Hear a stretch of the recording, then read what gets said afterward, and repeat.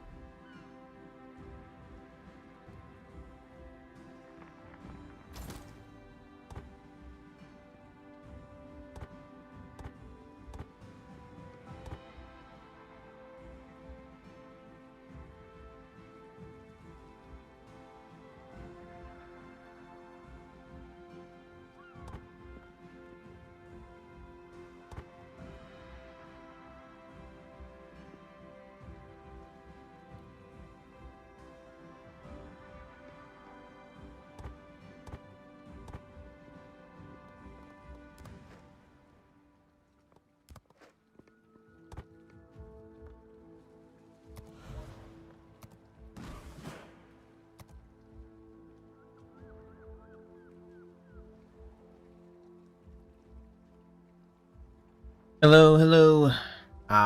Welcome. We are about to start a stream that is primarily focused on understanding the destroyers that are in the game, how to play them, what you would build, what you would recognize if you were playing against any destroyer in the game, their strengths and weaknesses, everything in between. This is the class that probably made me most famous because I was always playing them and I can play them pretty well, I think. Now, the game has evolved, and I don't know if I can play them well at this point, but back in the day, this was my bread and butter. So I would like to try and explore this type first for my stream. And yeah, we obviously see a lot of tier 10s here. These are all the base tier 10s, I believe. I don't have two, admittedly. I don't have the second DD for the French, which primarily focuses on having high burst torpedoes that make use of the submarine mechanic, only in a reverse way. And then also the alternative destroyer line for the American. I don't have that one yet, but as you can see, I have pretty much everyone else. So hopefully I can cover this in an adequate way, and eventually I'll have those as well. And in fact, I will probably have them unlocked. Let's see. If I was going to do that, I would do this, and then I would do that. Yes. Okay. But yes, destroyers. They are one of the original class, one of the original roles in the game, along with the cruiser and the battleship. Now, admittedly, the aircraft carrier also existed in the game when it first launched, but it was completely different back then. It was a real-time strategy, and submarines did not exist at all for consideration. Now, as the game has progressed and evolved, every single role has had to evolve in its play style a little bit.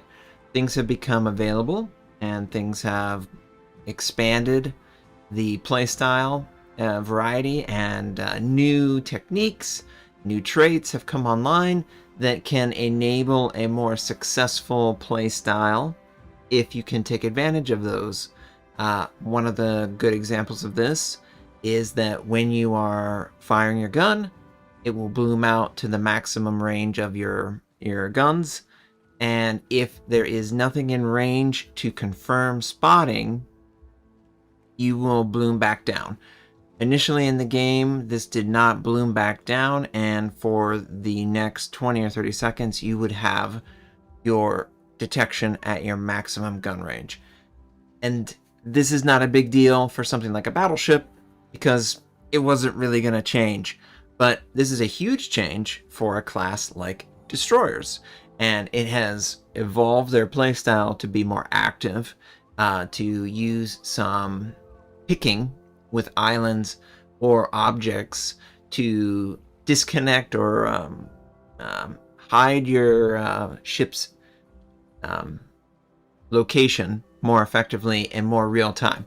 So if you can make use of these evolved mechanics, then you can be a scarier threat out on the high seas, if you will.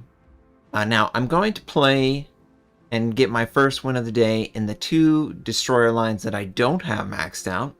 And this will be sort of an introduction to the lines, or the understanding of these classes. And I will then go over to the tier 10s and compare and contrast the different traits that each one can bring to the table. So for the first one, Lee Hardy. Lee Hardy is a part of the French destroyer line that was introduced at some point between when I was playing the game and when I took a break. This line is similar to the other French destroyer line. However, it does not have the main battery reload consumable, which is famously on the main line for the French destroyers. This instead has a mechanic that they have taken from the main class it was designed for, the role it was designed for, the submarine. So instead of having traditional torpedoes that do the same damage over any range, the French alternative destroyer line actually has a high burst at the minimum range, or near the minimum range, and then it trails off the further out you go. It doesn't necessarily make the torpedoes useless at their max range.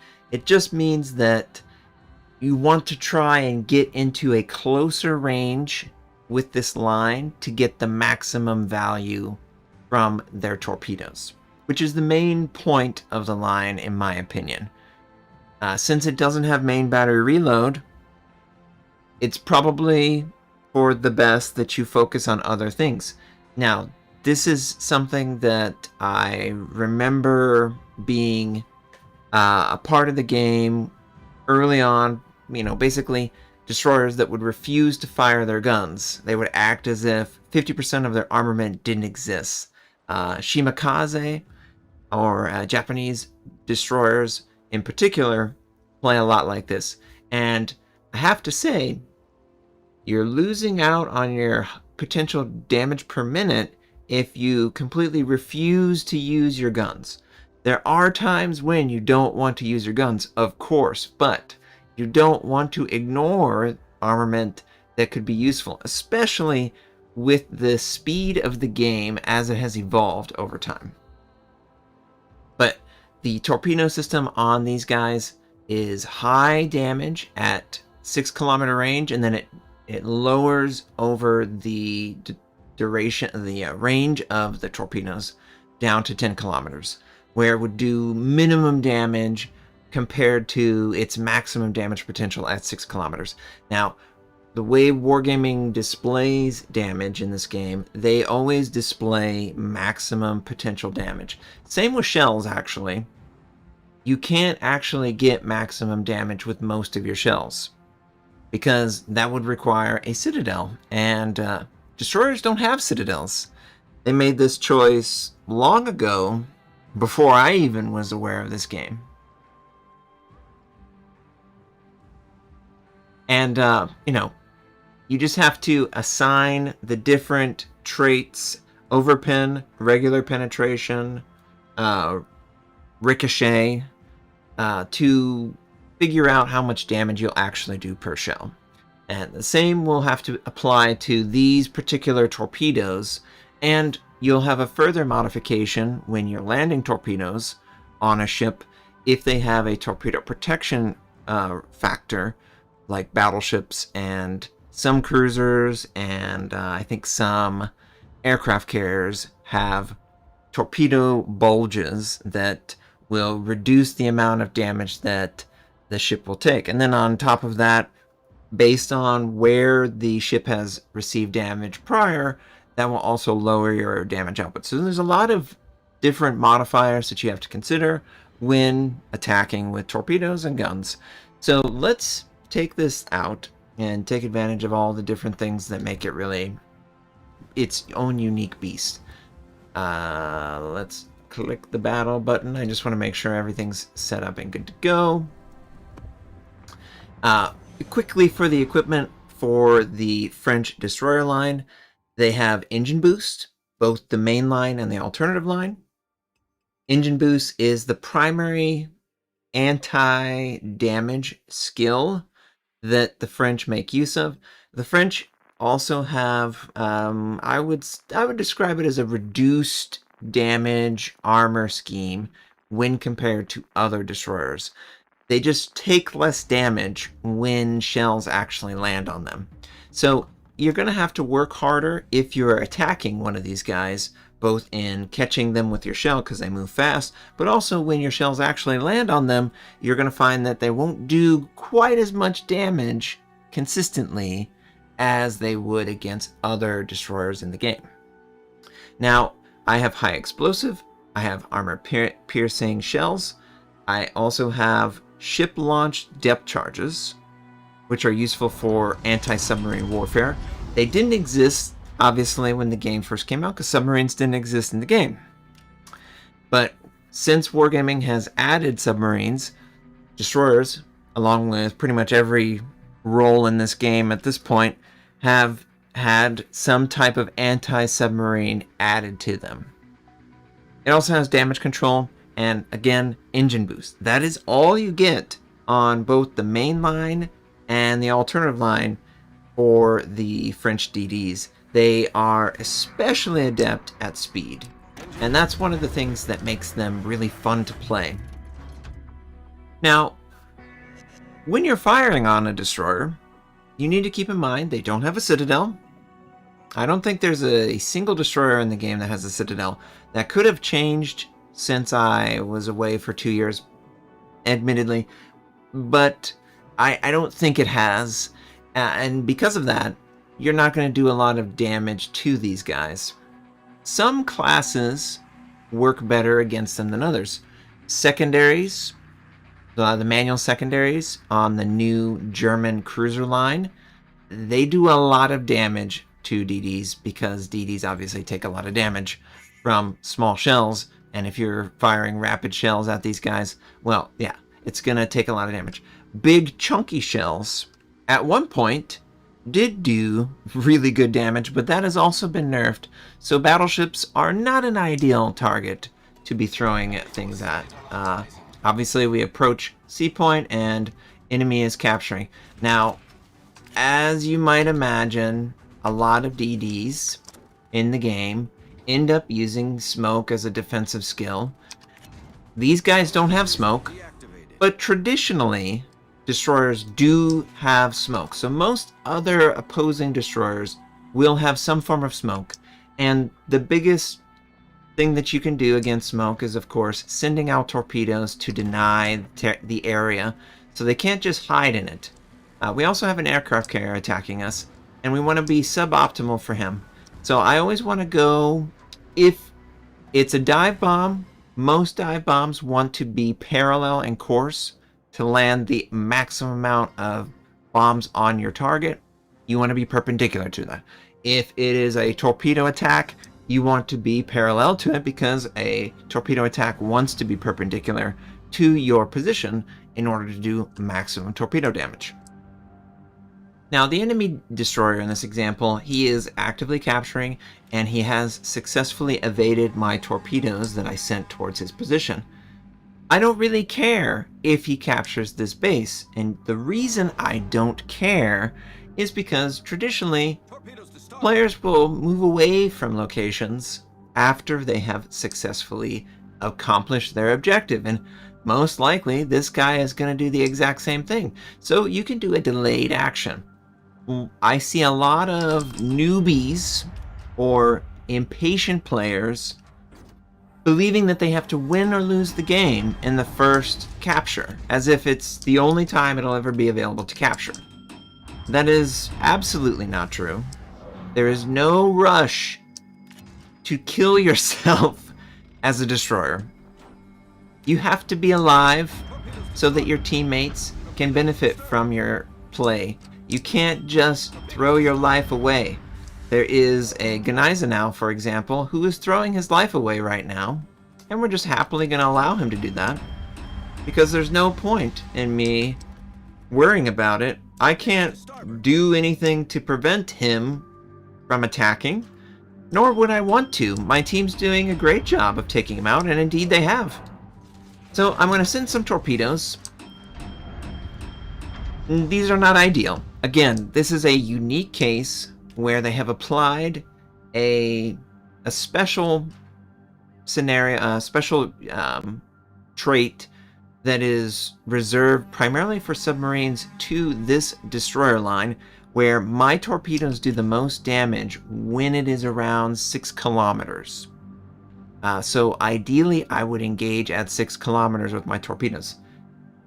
That doesn't mean I can't send them out. It just means that if the torpedoes land on the Texas, or any ship for that matter, it's just not going to end up doing as much damage. And that's fine. We're not here... Oh gosh. Friendly battleships are just trying to do the best they can to kill themselves. But we are not here to worry too much about doing maximum damage right now. I just want to try and provide the best support for my team. And I think the best support for my team is to keep the tide back as best as I can. Now the Fujin is spotted. He seems to be going for B point. That's fine. Not gonna worry. I don't know why my team is throwing their life away. It's a very odd choice for my team to throw their life away because it is so early in this game. But they seemingly are doing just that. So we might have to continue this destroyer discussion outside of this game and into the next one, because it's fast approaching where I can't recover this game. But I will say, since we did see the opposing destroyer headed towards B point, we can infer that that's probably where he's headed. And it's a really good tactic to mirror and eliminate enemy destroyers as quickly as possible, because if you can do that for your team, that means that there's less threat inherently to your team. This is a really powerful class, usually has the best or the second best concealment in the match. That means that you can get as close as possible to enemy ships without having to worry too much about, and we're hitting some torpedoes right now, without being in a position that, okay, so he popped his smoke and he went that way. I would like to try and keep the island in between my ship and this enemy. Oh my god, my team has already like wiped themselves out. This is absolutely very frustrating to talk about a game when it's so one-sided. But that's okay. We won't worry too much about that. Now we're able to turn my AA off. And some of the destroyers in the game, you can do that more effectively than others, and it'll actually benefit. The French DDs, it's kind of one-to-one, so it doesn't really matter if you have your AA on or AA off. You're not going to benefit too much from that.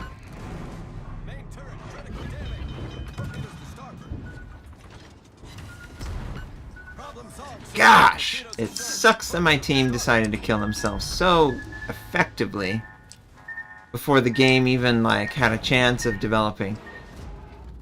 Just like the rest, it's really important that you try your best not to kill yourself before the game actually can develop. This is not Battlefield 6, this isn't Call of Duty, this is World of Warships where you have one life. So a lot like Counter-Strike, you don't want to just throw your life away for a meaningless scenario, and a lot of my team decided to throw their life away for nothing, which is frustrating. Another cool thing about destroyers is their damage control is probably the quickest in the game without the penalty of having a limited amount of charges, which submarines have to deal with. So because of that, you can be aggressive with using your damage control to minimize the penalty that could occur from incoming fire.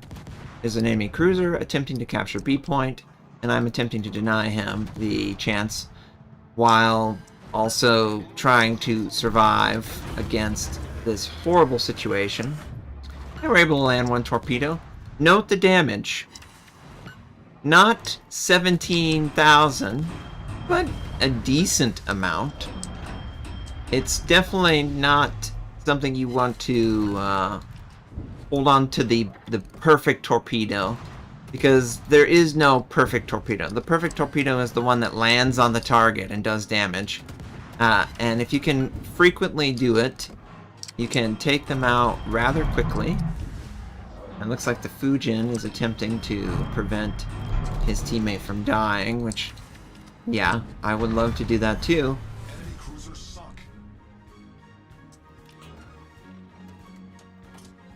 Let's do a quick check. We've taken a lot of damage.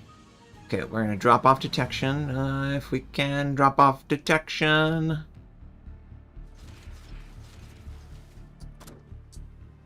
The Agincourt is a potential target. There is an aircraft carrier in this match.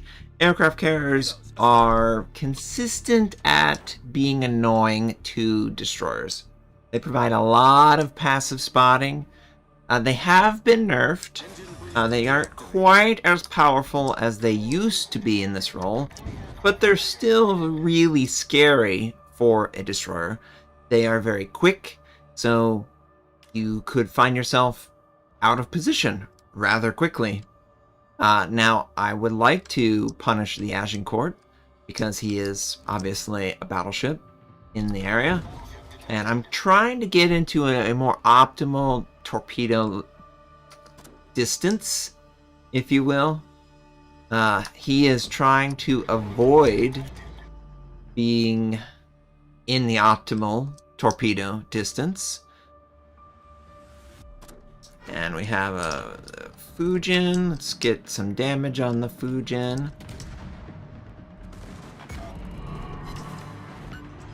My guns are a lot better than his guns. Nice. Closer to our optimal torpedo range, and obviously we take out the battleship. Now the Fujin decided to open up on us for some reason. But he's going to drop off detection, and there is an enemy submarine on the west side, unfortunately. So I'm going to try and drop off detection. I don't really care about the enemy submarine. I can't do anything to the enemy submarine. You can see how one-sided this game really is. Fujin decides to fire his guns. That's alright. I am going to do a little bit of juking. And we're going to hopefully run him down and kill him. That's the plan. Torpedoes, direct front. Torpedoes to port. Just going to do a little bit of torpedo dodging. Direct front. Oh, lovely. I'm the only one alive. Just the way I like it.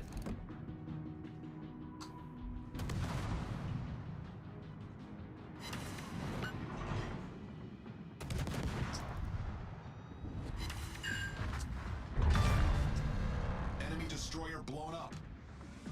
I'll try and one verse everyone. Torpedoes, dead ahead. Careful of the torpedoes. Remember, Torpedoes to start. the dive bomb wants to be parallel, so I want to be perpendicular. If I can be, that's the key. If I can be. Enemy submarines in the area. Can't really do anything about that right now. Admittedly, I would like to quickly cover this distance so the Bidyani cannot do what he wants to do. Engine boost deactivated. I have a unique layout. I have 3 torpedo launchers, so I have one universal and then one per side. Think we've been found. Always on fire. Hey, decent game overall, and I think, you know, tactically we weren't the reason that we lost as a team. But again, the game is so quick, especially in this era, in 2025, you can't afford to just sit there and watch the game happen. So I absolutely encourage you to use your full armament. Don't just, like, go fully torpedo, because if you go fully torpedo, well, you're going to find that a lot of games will happen before you can even affect them. But we did a good job, and that's all you can really ask for in this situation.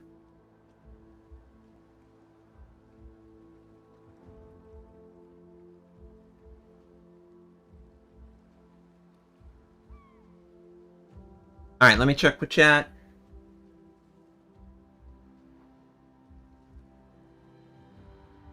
Hey chat, thank you so much for tuning in. I really appreciate it.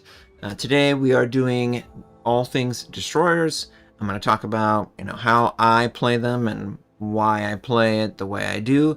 Hopefully this stream will end up being a successful one so that anyone who is interested in the class can come after it is recorded and get a lot of tactical information, overview, builds, all these sort of things. We didn't get our first one of the day, which I would love, but it not necessarily, yeah, it's not required for me to advance to the tier 8, which is ultimately what I'm looking to do. So I am just going to go ahead and purchase the tier 8, which I'm going to play. I wish I could click on this, right-click this, and add this to my list. It's kind of awkward that I can buy the ship, but I can't click on it to assign it as a primary. But that's okay. I do have a lot of French commanders, so I'm just going to assign one to it. You don't need a 21-point commander to be a dominant destroyer player. I, in fact, will not equip it with 21 points initially. However, It does make you a more effective player over time to have more skills, obviously. For example, if I get concealment, I'm going to have better concealment than my opponent. If I equip it with concealment modifier, I'm going to have even better concealment against my opponent. So I can ship spot without being spotted against a weaker concealed opponent. And concealment is the most important attribute that destroyers have over pretty much every other role in the game, save for submarine. But submarines didn't exist when these guys first came out. So that wasn't even a class that you role that you had to deal with. Now I have the tier 8. I'm going to equip it with all the necessary economic bonuses, which I would highly recommend you do. I would also encourage you, since you have 1 point by default, I think, in my opinion, for as good as preventive maintenance is, and it is a good skill, it has a lot of useless traits to a destroyer. Destroyers don't traditionally have a secondary battery, although not every DD is without one. There's a couple in the game that do come with a token secondary, not that they land anything. And then on top of that, the AA mount survivability. At some point in my absence, they made it to where AA gun mounts don't fully demolish. So this is less valuable than it used to be. The most valuable trait is the risk to your modules being incapacitated. That is your steering gear, that is your engine, that is anything that can be knocked offline temporarily.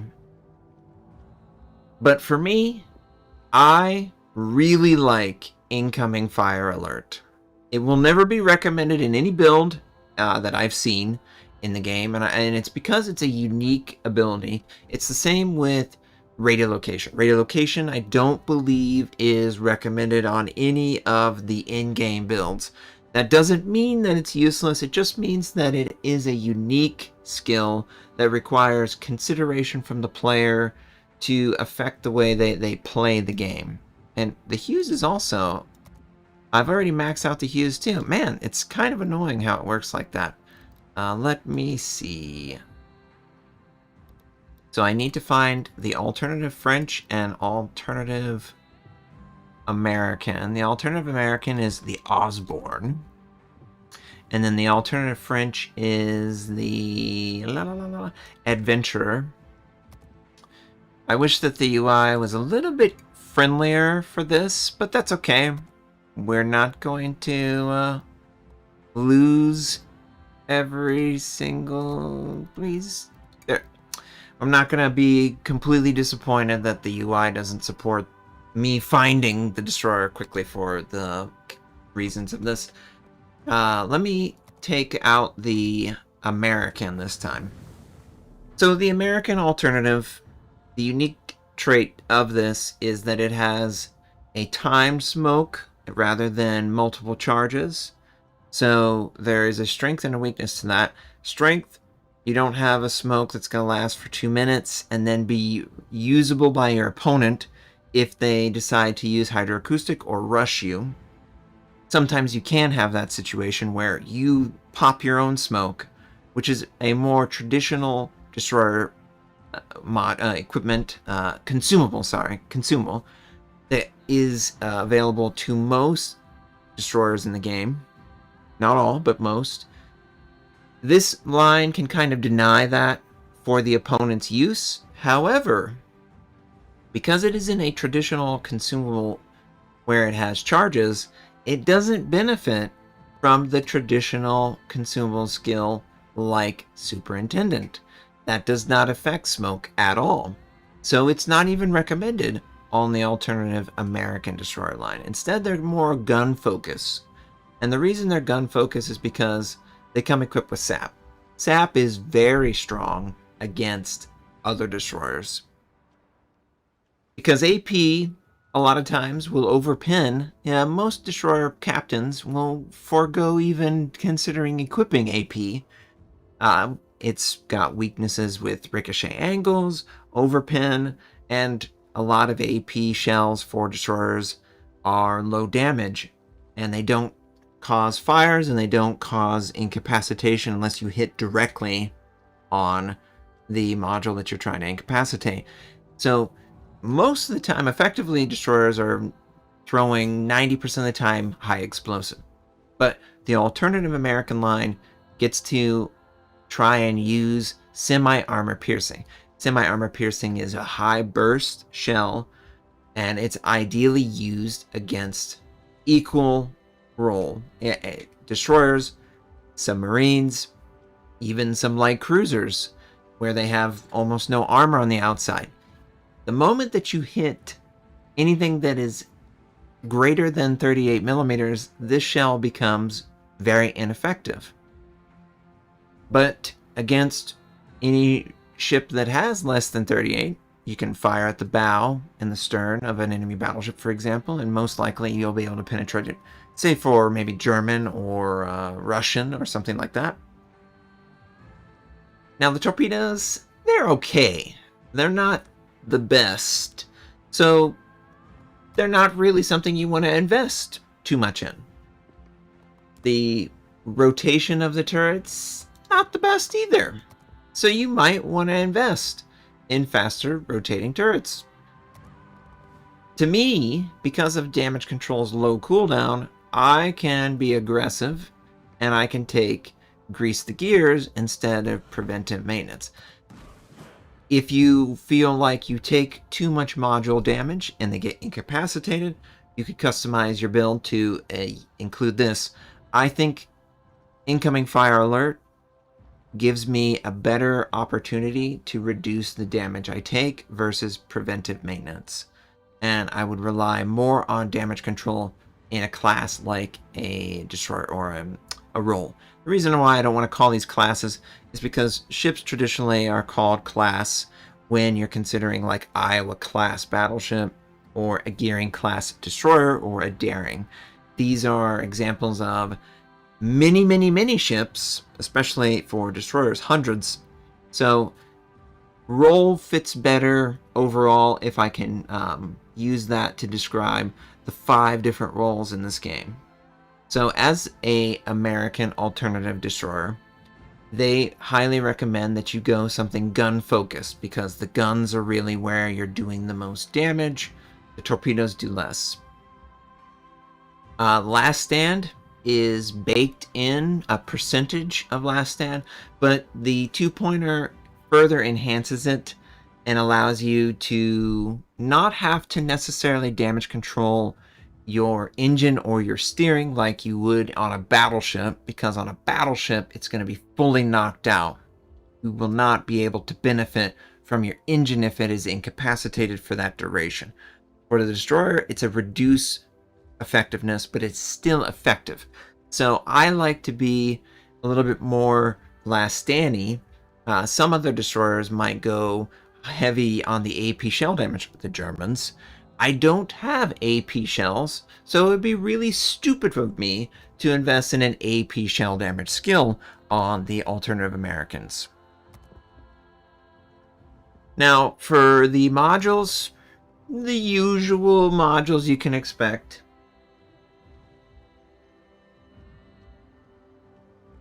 Main armament mod 1.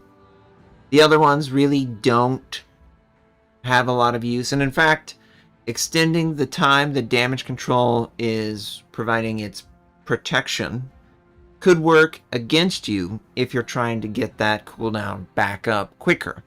So I wouldn't even recommend this enhanced version on any destroyer. I can't think of a destroyer line that might use it right now, but I just would not encourage this at all. Main armament is the one you want to use. You're going to deal with your main battery being knocked out, your torpedoes being knocked out. When they get knocked out, you can't use them. So you want to prevent the knocking out. For the second slot, engine room protection gives you incapacitation protection on your steering and your engine. The alternative, which is decent, but you're not really going to ever be in a situation where you're flooding, and if you are, you've just taken a really high damage torpedo. You probably don't have a lot of health anyway, so yeah, not as valuable. You might be on fire, but then again, low cooldown damage control. You might just use your damage control to put the fire out immediately. So you lose value in that as well. For slot 3, there's a lot of different options, mainly torpedo speed versus gun accuracy. The other ones, limited use case on a destroyer. Not completely, but most of the time you're going aiming system or you're going torpedo tubes. For slot 4, again, damage control system mod 2 doesn't make sense at all on a destroyer. The real question you're asking yourself is, do I want to have faster acceleration from a standing start, or do I want faster rudder shift reaction? Both can be beneficial on a destroyer, but destroyers usually have a really responsive rudder already, and destroyers more than likely will be camping behind islands or in smoke, which would benefit the most from acceleration from a standing position. Now, the fourth one that didn't exist, only to be added when submarines were added, is improving the number of charges on your depth charge. I cannot encourage this unless the submarine becomes the most dominant force in the game and you have to counter it every game. This is a very niche at best module. You really want to focus on propulsion and focus on steering. And propulsion, number one of the two choices, in my opinion. And then slot 5 in this example, torpedo lookout system, which is kind of cool. It gives you an assured acquisition range on torpedoes. Not the most valuable, I will say. Concealment system, ship detectability, dispersion of shells coming in, both are very valuable for a destroyer. Steering gears, this is going to further improve the reaction time of the rudder and the steering gear. That could be really good for a dodge build, but when you're thinking about destroyers, you're really thinking about concealment as your number one trait you want to enhance. It's really not that complicated. Enhance what you're good at so that you can be better at it even more. Concealment. The final one, ship consumable. It'll increase the time that your consumables specifically are active. This has a plus and a minus component. Plus, your engine boost, or your smoke, or your defensive fire, or your hydroacoustic for the Germans could be a longer duration. The bad part is damage control, immunity, or the protection that is applied for a short duration is now taking more time. And damage control will take longer to even activate the cooldown cycle. So you have to decide if you're okay giving up some of that recharge so that you can have longer duration on the other consumables. Concealment System Mod 1 has no downside for a destroyer. It only has upsides. So to me, it's an easy choice when I'm considering what I want to take. But let's get back to the alternative American destroyer line. High explosive, sap shell, an okay torpedo system. It could be better, it could be worse. And then the ship launch depth charges. Let me make sure economic bonuses are set. For the commander skills, incoming fire alert, my number one, love it to death. It's awesome for preventing damage taken, especially against those long range targets. When they fire on you, you can just drop your speed to near zero, and it forces them to have to compensate for an ever-changing speed and heading that destroyers love to operate under. Last Stand gives you the ability to still have some maneuvering options even when your engine and or steering gears are incapacitated. Survivability Expert is a nice one for destroyers because they lack a lot of hit points, and this will give you the highest percentage return hit points when compared to other roles in the game. Again, concealment, make what you do the best even better.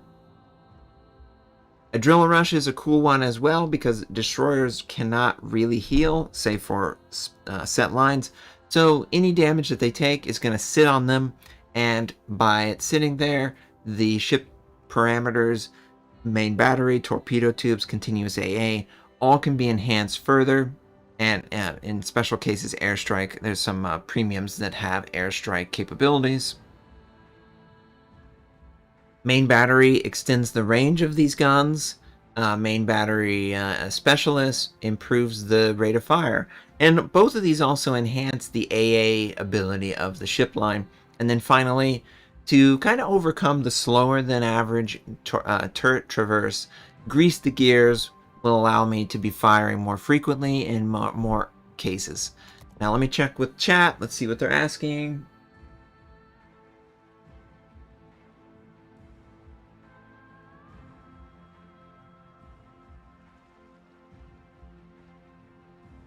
Yes, I will be covering other roles similar to this stream. I chose to do Destroyers first because it's the class that I am most comfortable with. This is an unupgraded version of the Osborne. I do enjoy the alternative Destroyer line, and I do enjoy the Americans in general. The gun velocity on these, I believe, is higher than the traditional. What are you doing? What are you doing? The traditional American. So there are strengths and weaknesses to that, and we're going to cue into the match. Higher gun velocity allows for greater range to hit a target that's actively moving, or to hit a target if you're actively moving. But it does mean that the shell is going to fly flatter, so you can't fire over objects as easily. That's one of the strengths of the main American destroyer line, is that the shell velocity is slow, yes, but it can lob it over objects easier, and you can harass targets that camp closer to islands. And if you can compensate for the slow shell trajectory, then you can still land it on targets that are actively maneuvering.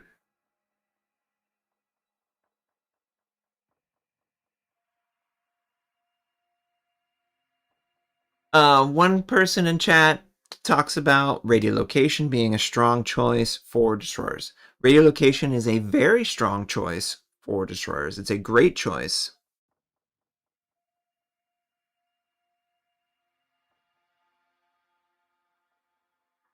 And it's one that I have made very frequently in the past. It's very good at running down enemy destroyers that are hard to spot. It can spot enemy submarines that are at periscope depth and on the surface itself. And it's really great for countering these types of ships because you could just sail right towards the nearest radio, or you can sort of blind torpedo into areas, both of which are definitely useful. I think that radiolocation, though, is a skill that is more useful the slower the game goes. With the game moving so fast these days, a lot of times the objective play draws people into the location, and you don't necessarily have to go searching for a lot of DDs. And because of that, if they come to you, you want to be as powerful as you possibly can get to kill them as quickly as possible. And radiolocation, while giving you great information, becomes completely useless if the target is spotted, obviously. Because it is a delayed position detection, it's not going to be as useful in real-time combat as it might be in other games of similar design. Good luck, everyone. So you have to decide, where you lie on your tactics. Do you want to play it slower? Do you want to play it faster? Do you want to invest in your damage output? Do you want to invest in your survivability? Do you want to invest in your information gathering? It depends on the type of play style that is required in the game mode that you end up playing, in my opinion.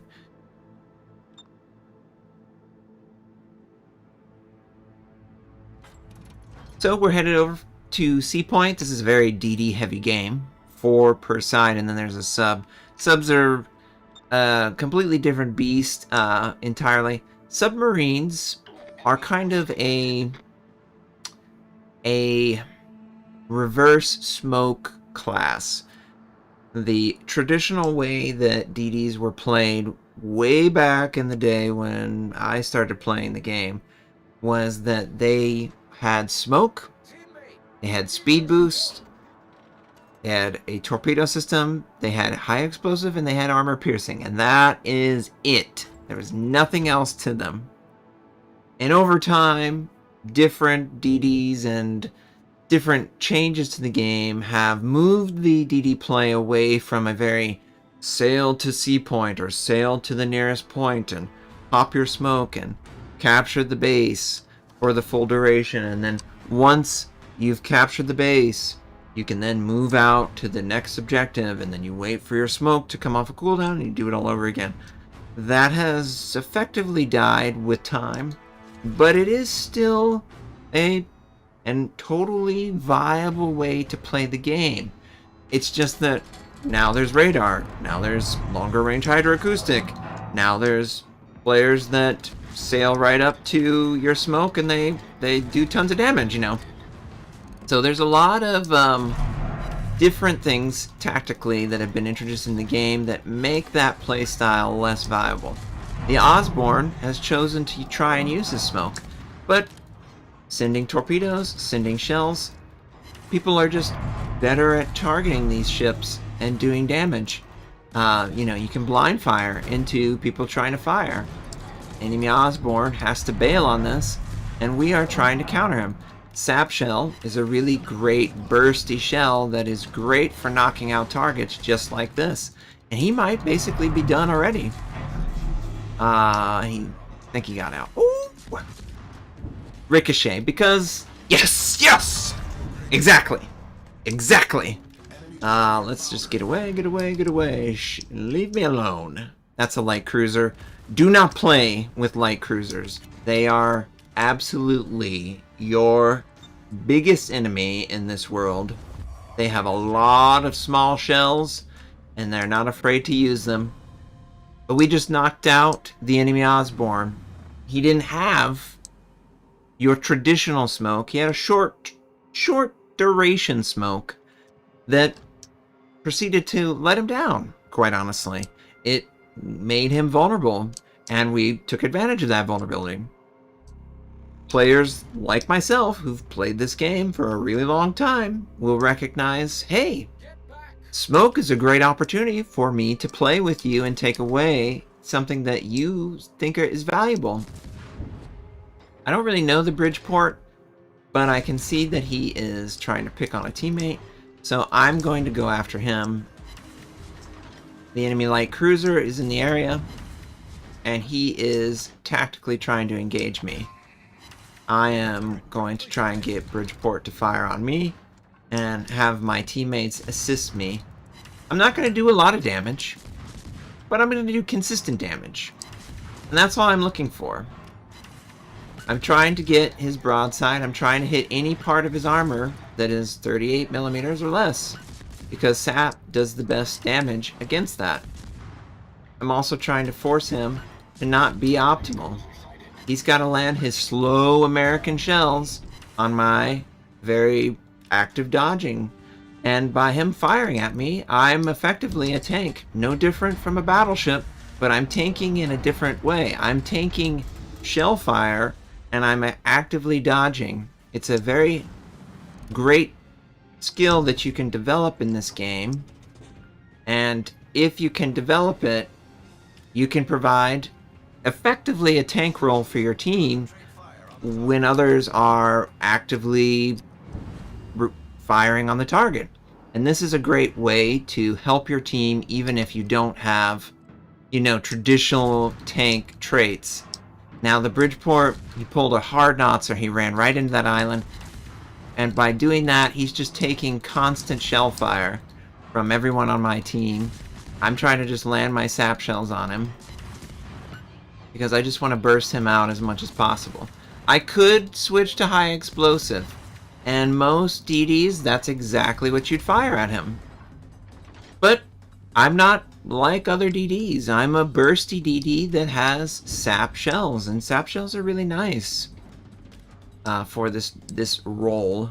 My torpedoes, as you can see, they're not very nice. They're basically an afterthought on this line. That's okay, because the main line, they're certainly not. But for this alternative line, they're not really what you want to rely on.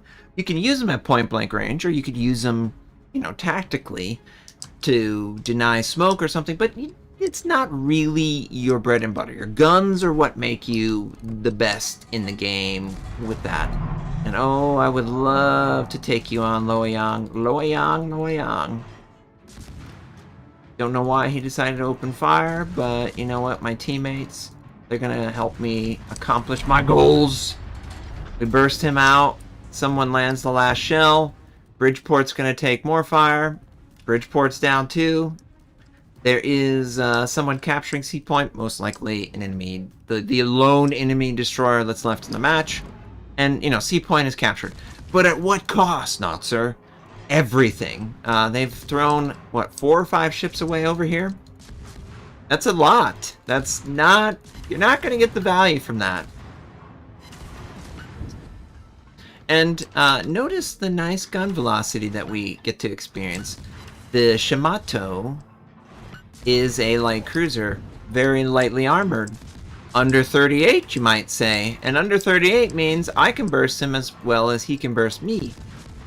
So, along with my teammates, we're just going to continuously fire on this guy and make him want to fire back at us.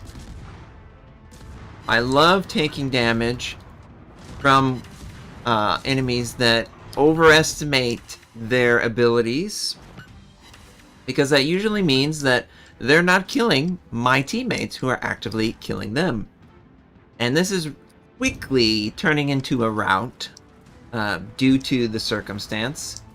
Enemy air is in the area. Another nice trait of the American destroyers is they generally have one of the best anti-air packages that a destroyer can have.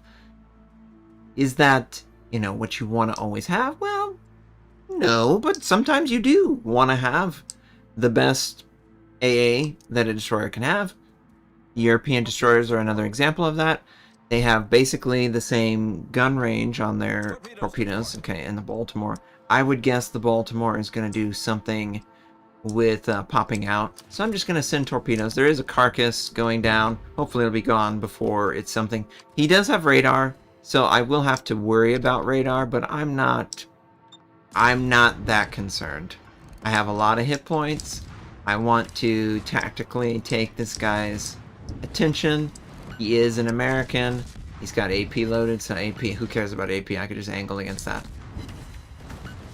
Sin Yang is there, another radar-based line.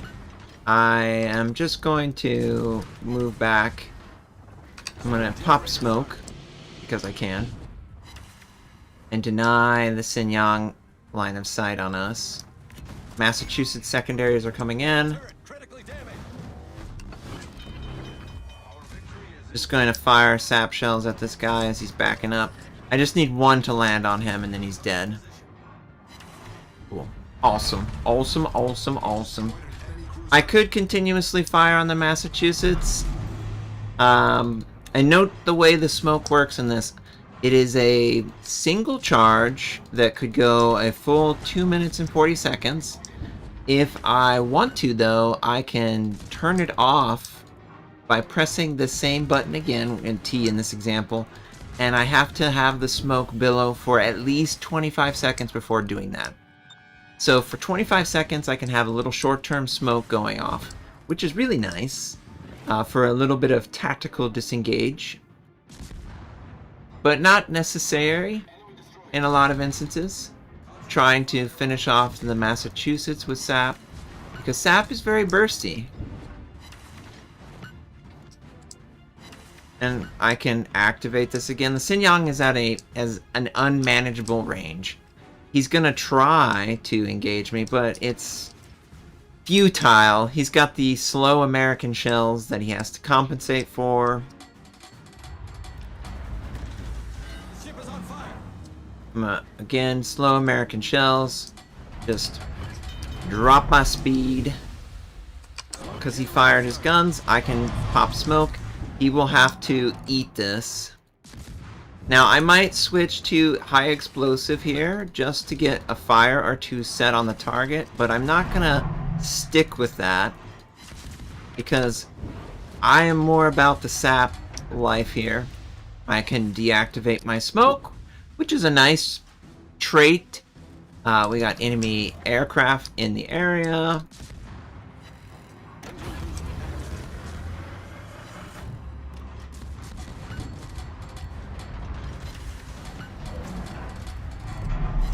I am being a little aggressive here, but it's only because I want to show how this alternative line can really make something like the Massachusetts look silly. When he fires his guns, I can activate smoke. I can force him to be detected because he's a battleship, he'll be detected.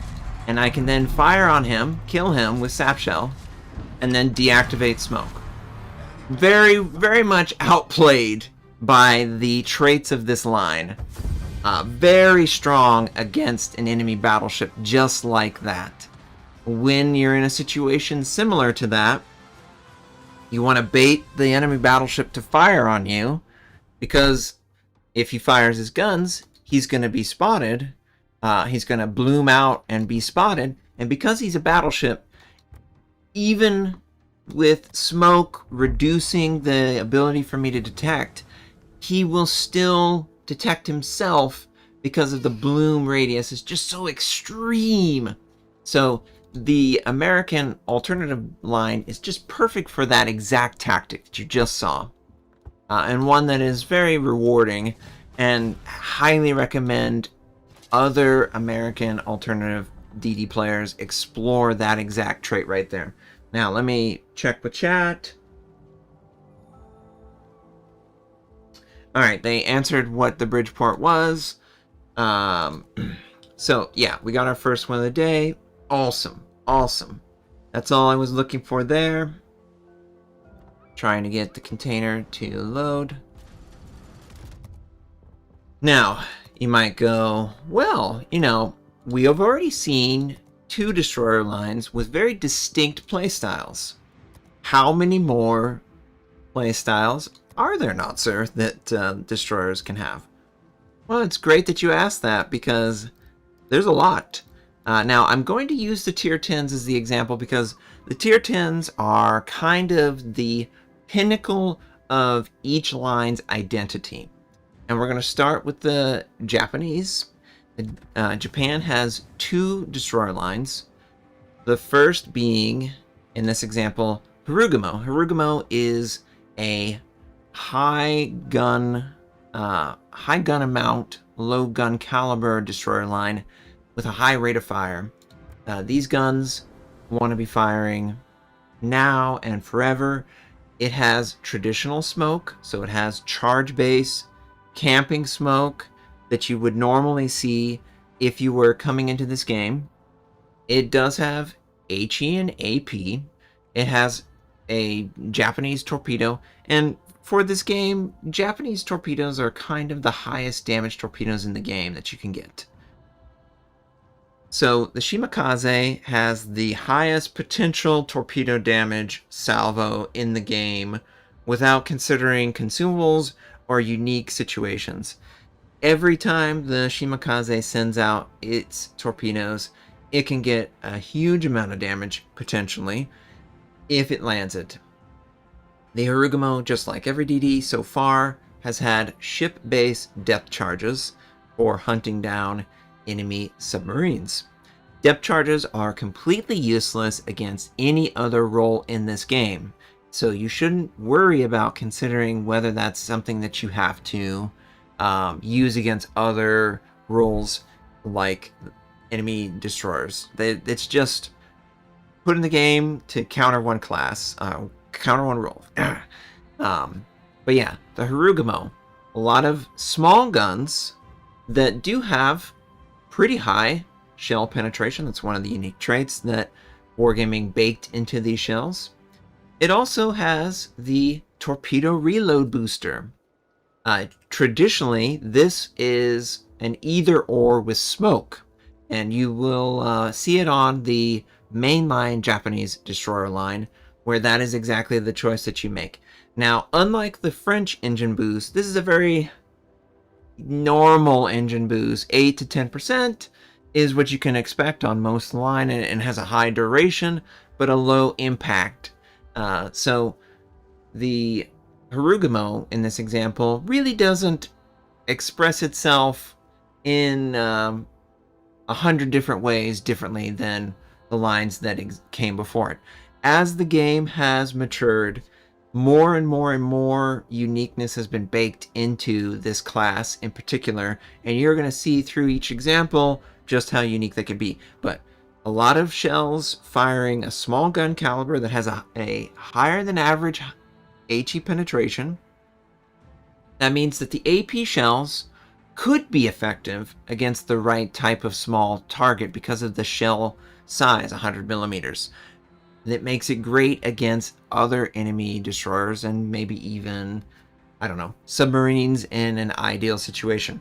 But generally speaking, you pretty much act like AP doesn't exist on these guys, because you're really just trying to farm high explosive. You're really trying to farm fire from a safe vantage point, either in smoke or on the other side of an island. An island is effectively a solid cover smoke that will allow you to aggressively farm other targets. So it's one of the tactics that has evolved into the game, not really relying so much in smoke itself, because there's so many counters to smoke, it's really died off. The Shimakaze, as I was talking, the Shimakaze has high explosive. This is a larger gun caliber than 100 millimeters, 127, but note the armor penetration, 21. That means this is not what you want to just farm light cruisers and heavy cruisers and maybe the bow of an enemy ship, like Harugumo, because this has your traditional armor penetration or high explosive. It does have a higher fire chance by default. It does have a higher gun caliber on its armor piercing, but 127 millimeters will overpin a lot of destroyers, so you won't really ever use this. You don't want to overpin and throw away the chance that you can light the target on fire to incapacitate modules or anything like that. Plus AP ricochet, downside.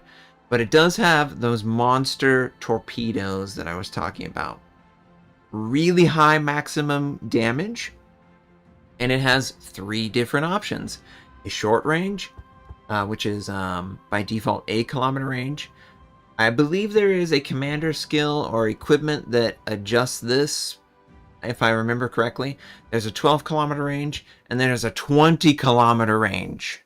The longest torpedo range in the game, I believe, but also probably the lowest chance to hit. Torpedoes are a set it and forget it missile that goes through the water, dumbfire. So once you launch them, they are just going until their maximum range, and then they'll just cease to exist. So a lot of times you won't even get a map that can make you full use of this, because there just isn't this kind of distance and stationary play in the game at this point. So I really like sort of the middle of the road 12 kilometer range.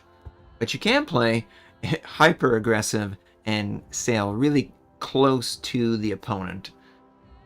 Again, has smoke, has that engine boost, and like I was saying, you can choose between aiming system mod 1 or torpedo tube mod 1 generally on most destroyers.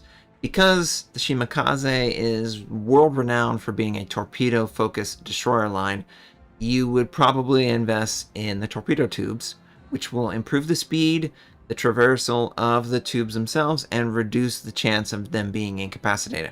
All of which very helpful for a torpedo build. In slot 6, you will notice that you can also choose between faster reload on your guns with reducing the traverse speed, and the traverse speed is very bad on the Shima and the Shima's line in general.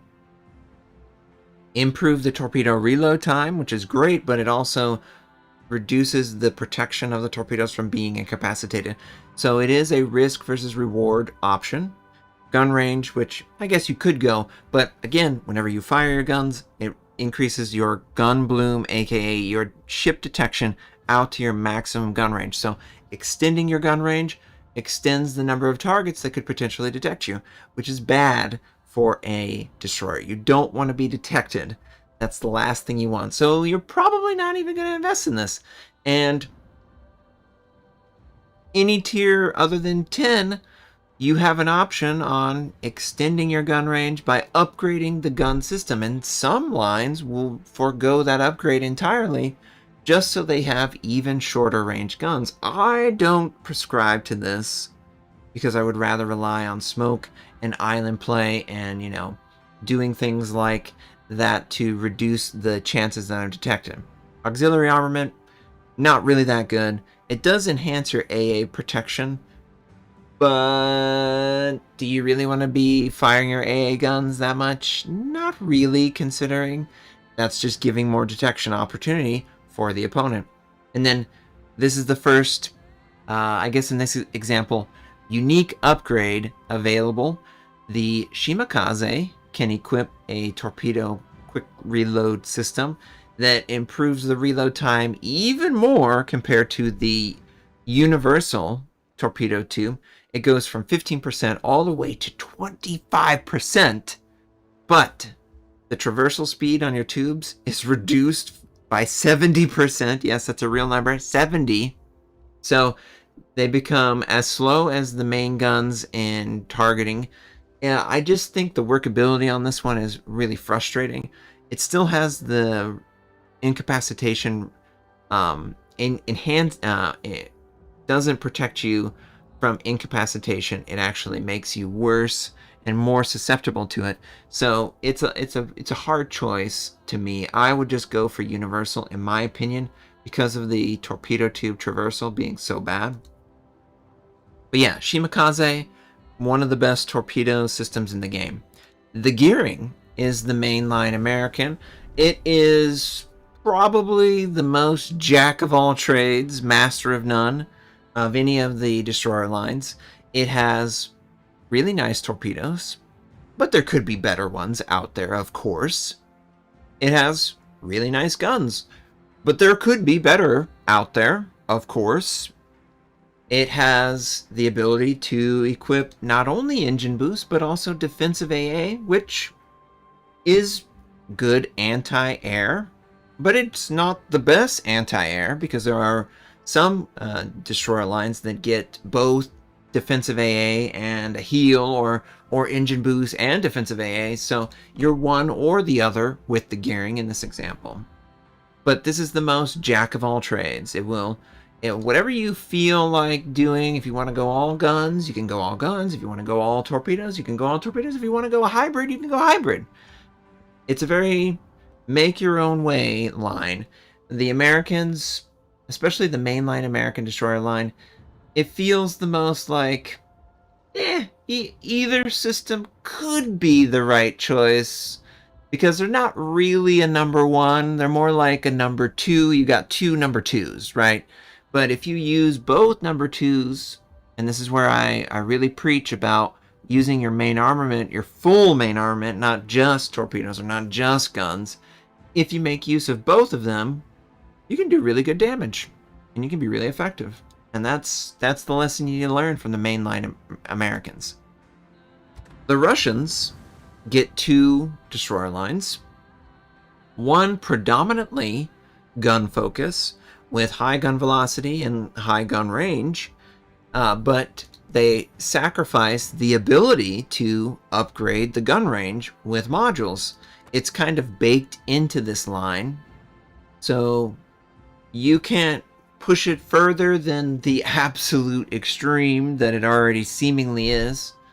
But it does come with a nice option. You can either have smoke generator or repair party. Repair party is a unique, not traditionally on destroyers, although at this point there's 1, 2, 3, 4 lines that can equip this repair party, when the game came out, there was zero. Absolute zero that could have repair party. But now you've got a decent amount of options in that way. It also has a higher than average armor survivability package. Although I don't know how to access that preview anymore. And it's kind of... Okay, there is. And normally, it's kind of frustrating. But as you can see, 50mm side plating. That means that opposing destroyers that would dare have their high explosive or even their armor piercing hit this part of this ship, it's probably going to do almost nothing. So it's really important that you locate your shells effectively against this line in particular, because it has a lot of extreme armor in places that you wouldn't necessarily associate with the destroyer line. But very fast, not the fastest, but very fast overall destroyer line that you can enjoy and play from a gun range point of view. The alternative Russian line is not quite as gun focused, but it's still very gun centered when compared to other lines in the game. But it's the most consumable focused line so far in the game. You have pretty much all consumables that you would associate with destroyers as an option. You don't get a lot of charges, and that's where you would go into your commander and you could equip Superintendent. You could get effectively 4 extra charges for your consumables, 1 for each. Whereas if I was playing something like the gearing, I would only get 2 extra charges. So it's less valuable than the Grozovoy line, for example. So you got to look at the line, look at what it's attempting to do, and decide for yourself if that's how you want to play the game. If that's how you want to play the game, then I would recommend you go that line. If you are trying to fit a round peg in a square hole, it's probably not the line for you, and you should go and choose a different line. The Russian torpedoes, and I kind of overlooked this, they're not the worst, but they are not the best. They usually are middle of the road, and as you're leveling up, very short range as in these lines. But the Grozovoy and that line gets a little bit better than the main line Russian. But it's nowhere near as good as the Shimakaze in this example at doing damage. But you can still make use of it, and you should. Unique upgrades into the game could enhance your main gun reload. It could reduce the traverse speed, and it could increase the torpedo reload time. And what the? I don't even know if I want to do that. That slows down the torpedoes. So you got to choose how you want to play it. This would push the Grozovoy to being even more gun-centered, not quite like the Delny, but more gun-focused than it would traditionally be. You might choose to go the traditional route and go the main battery mod, and you would have slightly worse reload, but you would have a you would give up more on your turreters, but you also wouldn't give up on the torpedo reload time that is nerfed by making use of this. It's hard to say if a unique upgrade is required or a side grade or a downgrade. They run the full gambit on how they enhance the destroyer lines in general. The Elbing is a part of the alternative German destroyer line.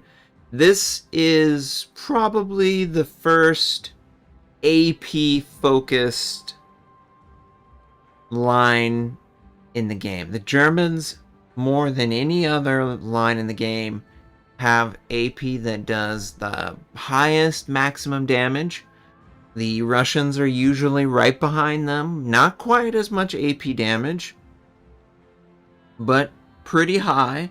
So in a traditional sense, you might switch to AP in a broadside target if you're playing a Russian or a German destroyer line. They have a flatter trajectory, so this does allow for AP to be easier to locate and to do more damage. But the Elbing is an especially extreme example of AP. They have really big gun caliber, so they can potentially citadel light cruisers, for example. And in that matchup, it's a very it's a very risk versus reward matchup. Light cruisers are primarily designed to counter destroyers, but they do have a traditional citadel that has to be protected. They are vulnerable to battleships, for example, because of this, but they want to kill you more than any other role in the game.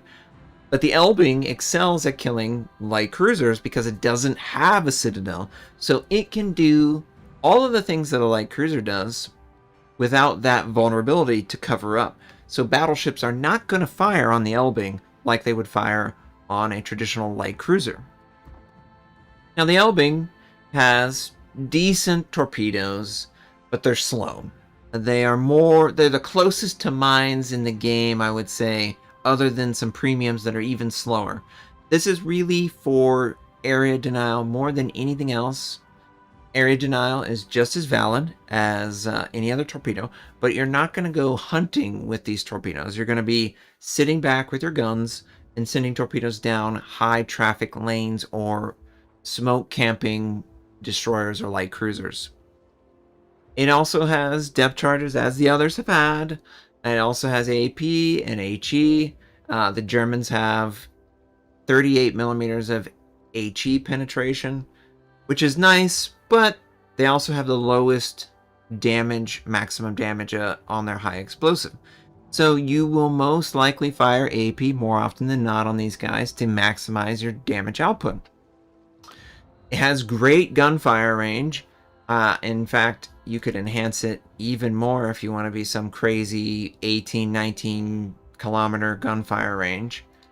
But it does have not the slowest torturers, but slower than a traditional. And again, you always have to play that concealment game. Even the Elbing is going to have better concealment than most ships in the game. So once the enemy submarines and enemy destroyers are knocked out, you effectively can ship spot other ships without firing and being detected. So yes, 7.2 is not the best. It's pretty pathetic when compared to most destroyers in the game. But as you can see in most of the examples, if they're all knocked out, there's nothing to oppose that play. It has a traditional like smoke effect, has a traditional engine boost.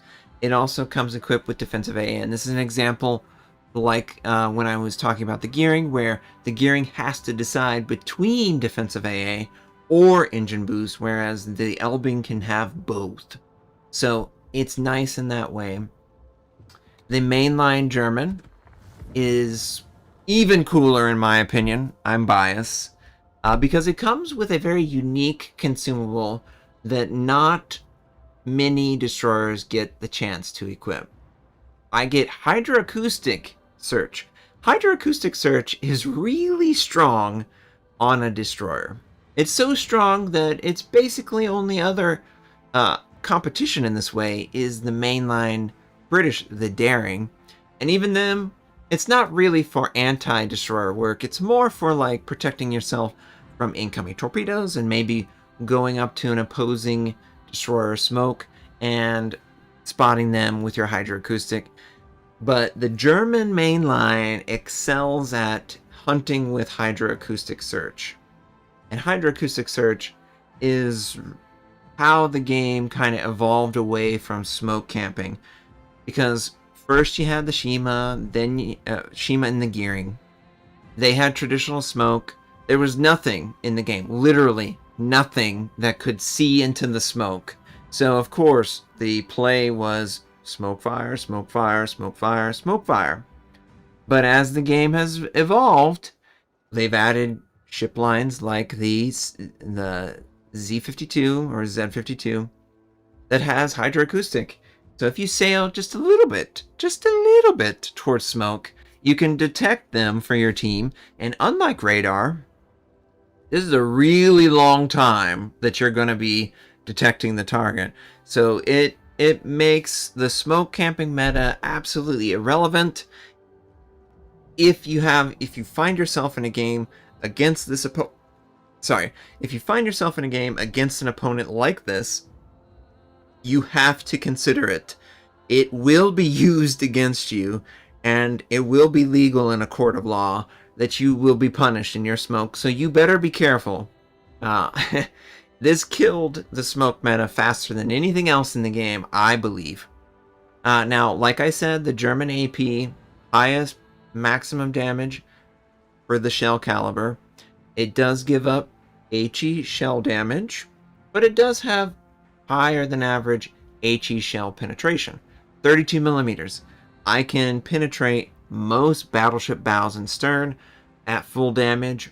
It's great, whereas most traditionally have 21 millimeters or around that they have to contend with, and they cannot have their shells hit any other part of the opposing ship, like a battleship, other than the superstructure to do damage. So predominantly, destroyers are going to farm the center superstructure with their high explosive shell, whereas something like the Z-52, it can choose to fire in different locations depending on what shell it has loaded.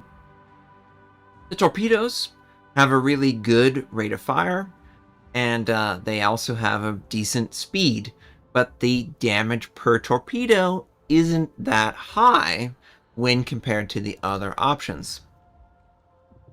Now, if we go over to the British destroyer line, you'll notice something unique. They have a consumable called Short Burst Smoke Generator, and this is just a short duration smoke that is more or less used for quick, fast tactical smoking, but not necessarily camping for 2 minutes in smoke and relying on it for full coverage. It also gets hydroacoustic, but it's a short range hydroacoustic. It's good for spotting torpedoes because it actually, I think, has either better or similar torpedo detection. Okay, so it's 1 kilometer less than the Germans, but it is half as effective at detecting surface ships as the Germans example. But the Daring class and the British destroyer line in general gets Repair Party. Repair Party is a great tool for trading with an enemy. It also gets a option to single launch torpedoes, which normally, up until this example, they're just a wave-based torpedo sent. Single launch can have a lot of different situations where you'll want to use it. You can poke at targets, you can force a target to potentially take a torpedo, and then once that target is baited to use their damage control on a flood, you can switch to the full torpedo send and land a bunch of torpedoes on them, and the dot will also land as well. So flooding is a huge plus that can happen, but it's not necessarily something that you can guarantee as effectively as sort of high explosives fire. Now the Brits have a less than traditional shell caliber 113, but nearly the same armor penetration with the high explosive. The AP shell is nice and effective, and overall, the Daring class and the British destroyer line in general is a workhorse in this game, one of the best lines in the game. You have the main line French. They introduce main battery reload, which means their gun systems are really effective at doing burst damage, but it doesn't have smoke. It relies completely on its speed and the armor scheme to mitigate damage. But it does have basically the best engine boost in the game that you can ask for. 20% boost to your max speed. These babies can get up to 50 knots in the water. They are absolutely hell to try and land shells on for anything that has a slow shell velocity, like American guns. It's really challenging. You basically have to sail up to these guys into suicide range to land your slow shells. They also have really scary torpedo systems, now short-range torpedo systems, but really fast recharge, high damage torpedo systems. Some might argue that these work better than the Shimikazes because of the nature of their traits. So you just have to tailor the playstyle to the line that you have. The Italian line specializes in sap shell. It also specializes in a unique smoke generator, exhaust smoke. It instantly billows, so there's not this short build-up time. It instantly conceals you, almost like what is it, smoke or vanish in for the rogues in World of Warcraft. They can instantly gain stealth that they can then follow up with either their guns or their torpedoes. These torpedoes, while not being the best, work really well when you instantly conceal yourself. The real prize of this line, though, is that sap shell. They have a lot of it. It does a lot of damage. Because of that, Wargaming has chosen to reduce the range of the guns inherently. You can build back the gun range if you want to, but you don't necessarily have to on the tier 10.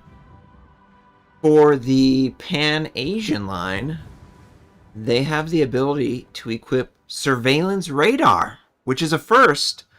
This is an even longer range smoke detection ability. This is kind of the this is the escalation further to deny the smoke camping meta. You have to choose this over smoke generator, which is okay. The smoke generator isn't that good. So if you were to play this, you would want to play this, in my opinion, as a gun-based line. If you're going radar, you want to go up to someone, counter their smoke. If you do, the other factor that you need to consider, the Yueyang Pan-Asian main destroyer line comes with deep water torpedoes. Deep water torpedoes do not damage submarines or destroyer lines, so you can't just send these babies into smoke and deny the area. That's why you might choose to use surveillance radar to counter enemy destroyers in smoke, since your torpedoes certainly won't be doing that. There is a unique upgrade that you can equip, but it competes with concealment. So not every unique upgrade is in slot 6. It might be in slot 5. I don't think any other slot is a potential option, but Concealment System Mod 1 is just so good for destroyers. I don't know why you would forego it. In my opinion, you should just forego the unique upgrade and rely heavily on what you're looking to do, whether it be enhancing the guns, and that the Yueyang is similar to the gearing in that this is kind of a jack of all trades, master of none, with the added enhance option of either having your torpedo with torpedo reload boost or surveillance radar, which would combo very well with guns. The alternative European destroyer line, Dansk, is also equipped with radar.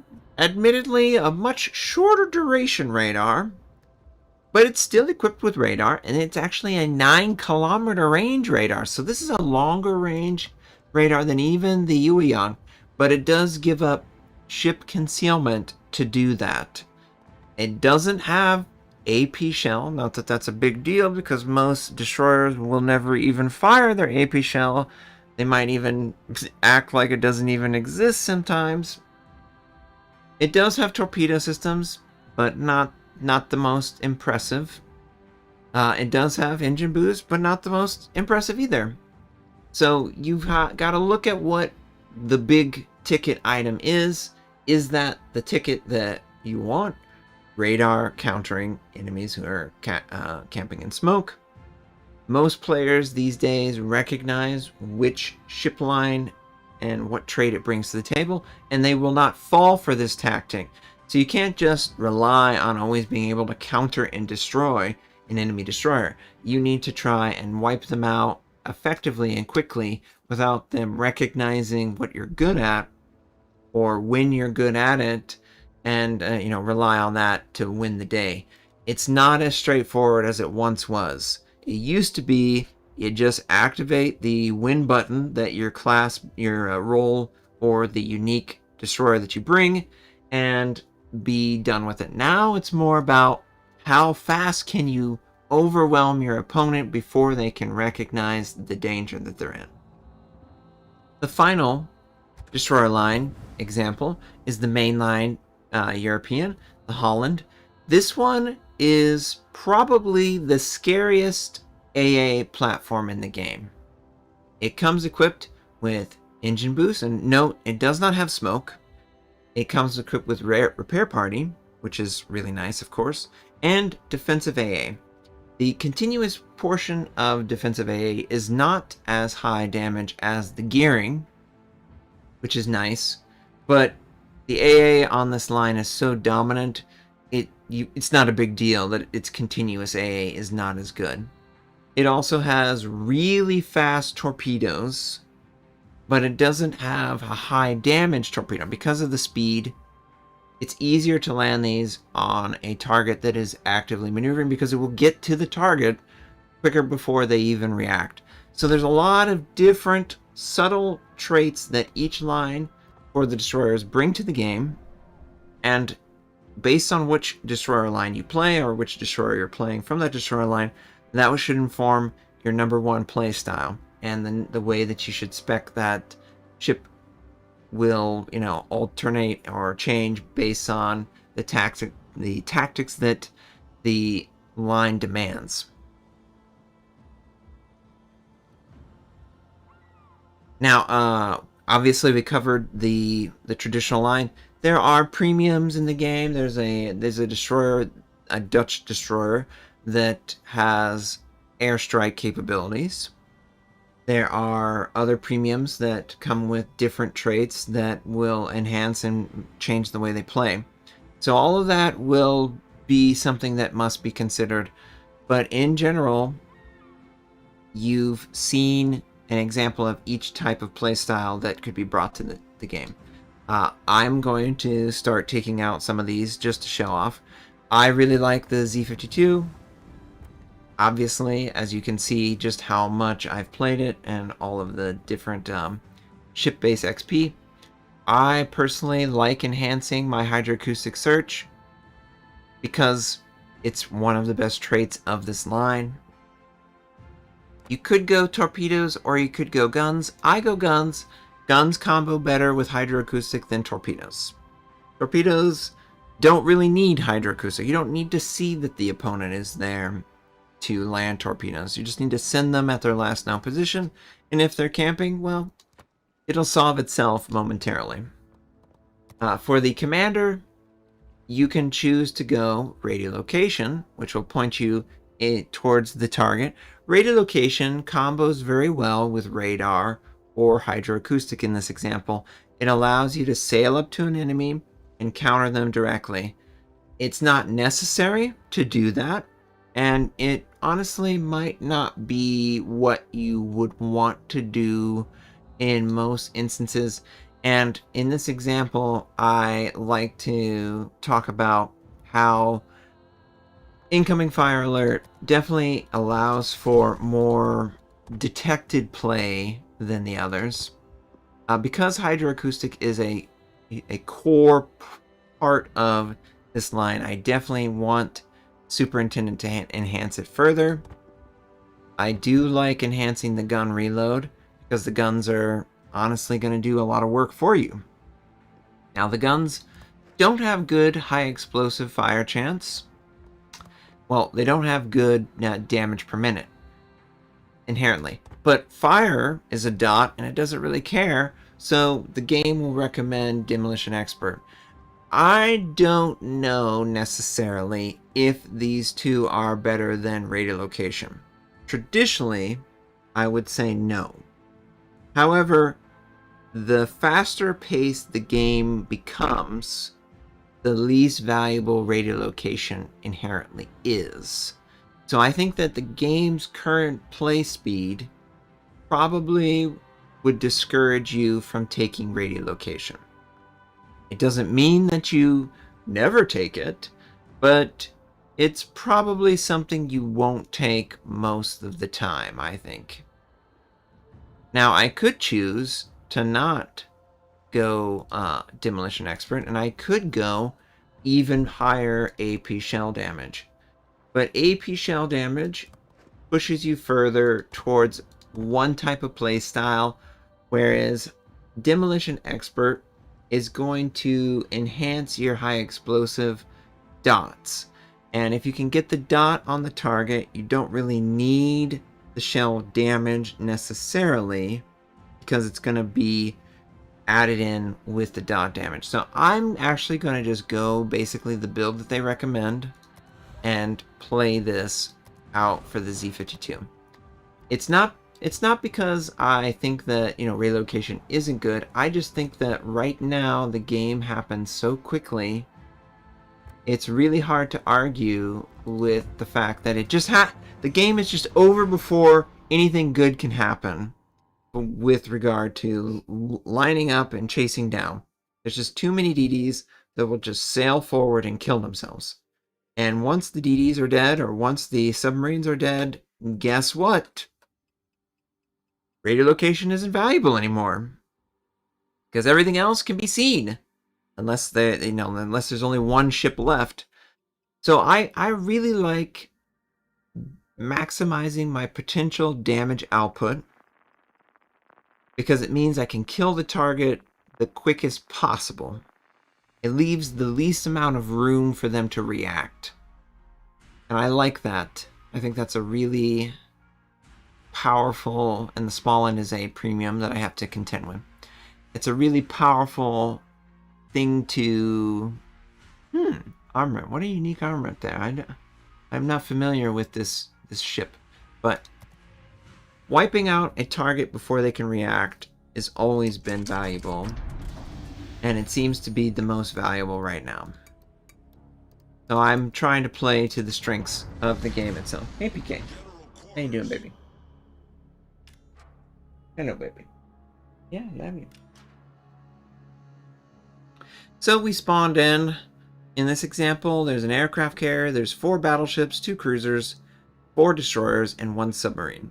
When the submarine spawned on this side, most likely the opposing submarine is going to also spawn on this side. If I had radiolocation, it would be pointing towards the nearest target right now, and I could sail directly to that target. I feel like the target will have to react to going towards a point, so I don't need to go chasing them. If I make them come to me, then I don't need radiolocation. Now the enemy aircraft carrier is coming over here. My AA minimum detection range is 3 kilometers. I turn my AA off because I have 3 kilometer buffer, but it does look like he is searching for me. So because of that, I'm just going to activate my AA right now.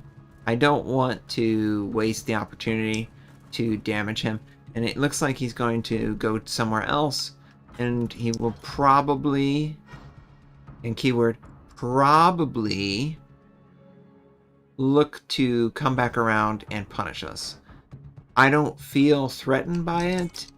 I am trying to bait the opposing enemy destroyer to show their hand at A point. Again, there's absolutely no reason that you must risk it all at the very beginning. Torpedoes to port. There is a submarine, I think, and the submarine is out wide. He is spotted initially by the friendly submarine over here. Shimakaze ends up being spotted, which is great. That means I'm going to use my shells. Obviously, the AP shell is the best, but I can't damage him if he's going to just use his little disengage tactics. Enemy Shima. I want to switch to AP because the Shima looks like he's going to slow down.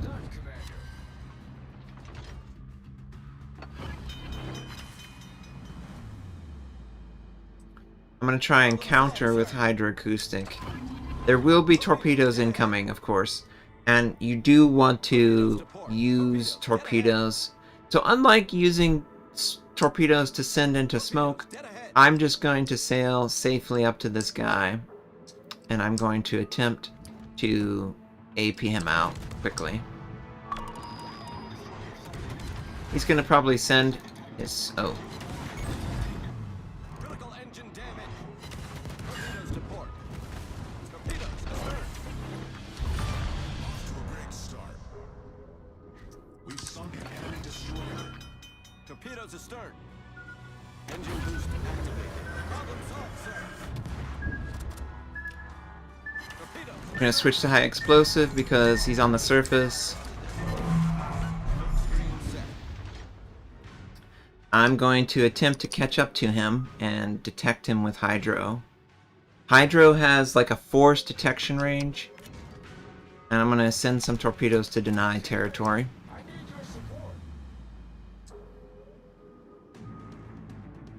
Golden Lion is in the area. We did take a little bit more damage than I would have liked to have taken. Torpedoes dead ahead. But I'm not worried necessarily. Only if he comes back to the surface.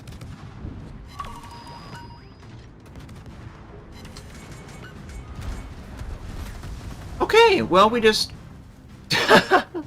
I've never seen that. Oh, what is that? Oh, that's funny. That's cute. Obviously, we shouldn't have played that aggressive. I was submarine focused. I should not have done that in that situation. Misplay on my part. That's okay. These things happen. Again, you want to play to the style that is enabled by the scenario. And in that scenario, I needed to play a little bit slower because there was a lot of cruisers and battleships that ended up going that flank. Hydroacoustic and radar are two of those skills that can really bait you into playing probably too much more than you would like to necessarily. So because we're gonna, showcase others, we're gonna go out and show the French destroyer, which I really love. The French destroyer. They end up being, tactically just so amazing. But they have really slow turret drawers inherently. So I like to deal with that by taking the faster turret drawers. Now you could enhance the reload time of the consumables, but it's not necessarily a good thing. If you use your consumables at a faster rate than the game can effectively accept, it ends up causing a scenario where you are unable to make use of those consumables. I don't have a lot of consumables. Main battery reload, I could end up using it in the first 10 minutes of the match, and then for the next 10 minutes I don't have it. So it's a risk versus reward, whereas something like Grease the Gears is always valuable for active dodging. If you active dodge, it's going to be hard to keep your guns on target, but if you have faster turret traverse, then you can return fire and effectively actively dodge. So I don't need to make use of a consumable.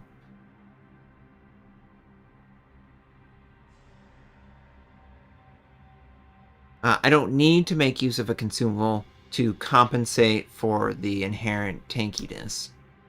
Now notice the concealment on this line. It's not very good. It's basically 1-to-1 with its torpedo range. It's because the gun system and main battery reload is so strong, it cannot successfully allow for concealment to be anywhere close to the concealment that you would, want on every DD. Every DD wants the minimum amount of concealment that they can have. I want to be detected at 5 kilometers and not a meter more. Obviously, you can't do that because some of these lines are really overpowered in certain situations. So you've got to be very aware of some lines. You cannot just body spot everyone. You have to wipe them out first before you can then body spot the remaining ships in the game. I can sail up to Sea Point, but I'm probably going to be outspotted by every single destroyer in the game. I can't rely on that being my strength.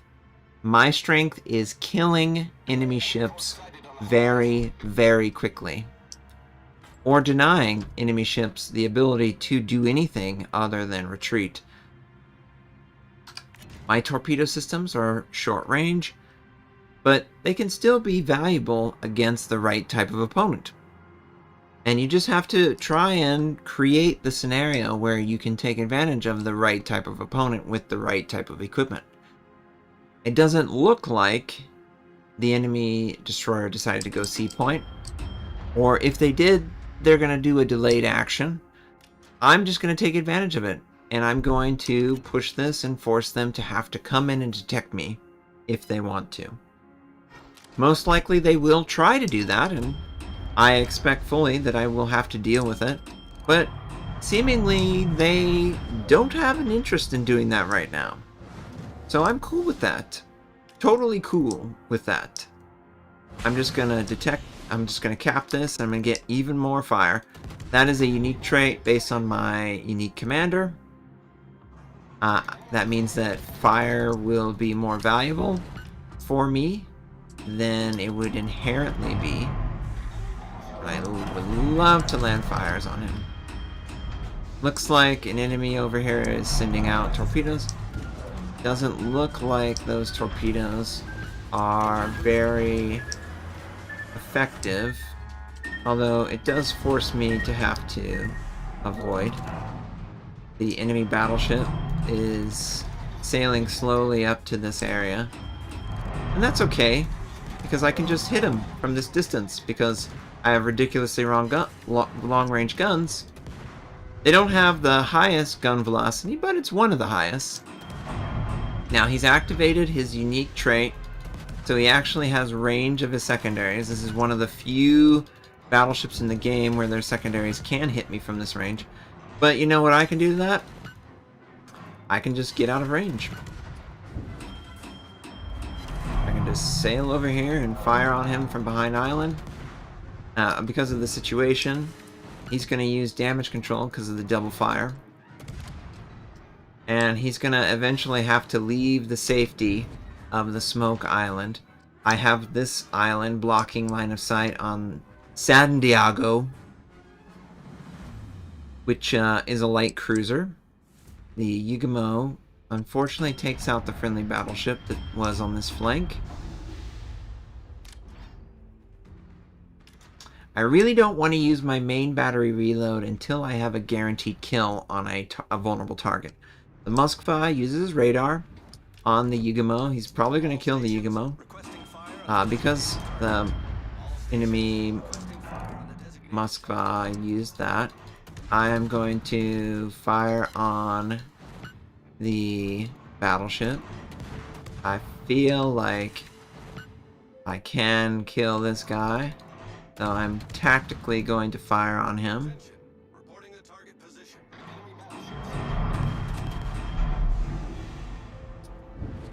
Yeah. Tried to land shells on him, but didn't effectively. San Diego has very slow shell fire, so I don't fear it. Just gonna go for a second fire on this guy.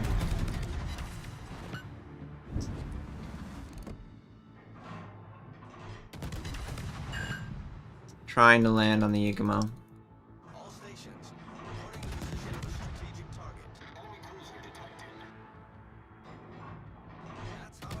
Well, he's dead.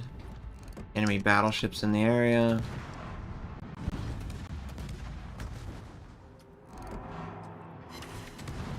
This is a situation where we can tactically sail up to this guy.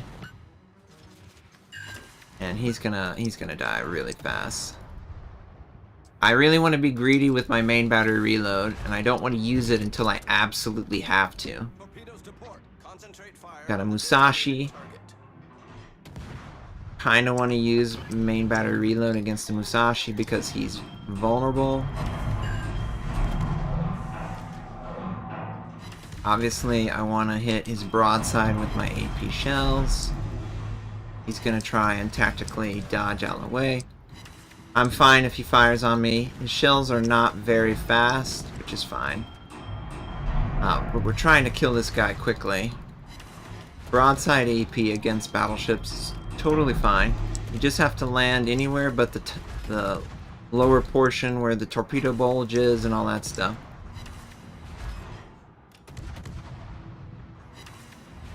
Alright, cool. Enemy battleship was taken out. Looks like the enemy is doing a breakthrough in the center. So tactically, I really need to go over there to help my team.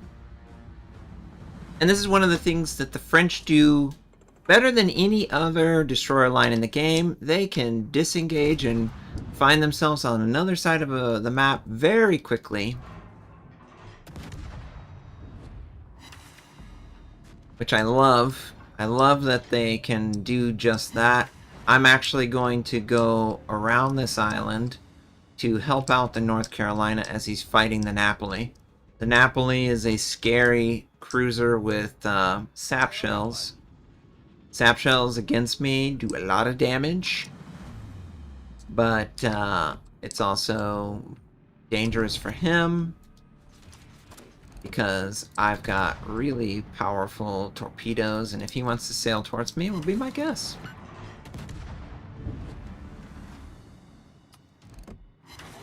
He will have to contend with my torpedoes friend. And he recognizes that. He's gonna slow down.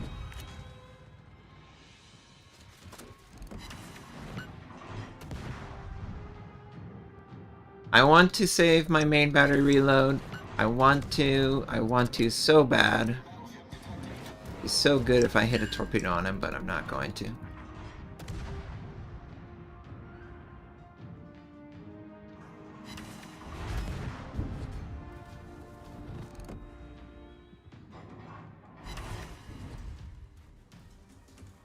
He popped his smoke. That's fine.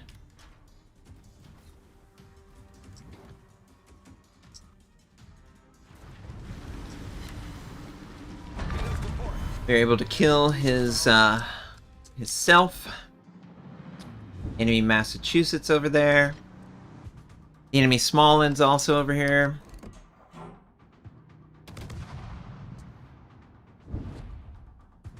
Now, radiolocation in this situation would be ideal because it would point me to the enemy Smallland. But I could also just infer that the Smallland is in locations that I am not. Jesus. I literally was not looking, and then of course I sailed directly into the one torpedo that gets sent out.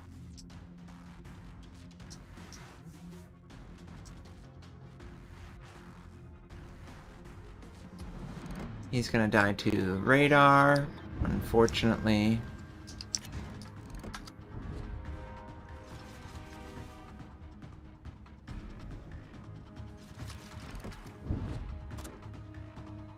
Engine boost activated.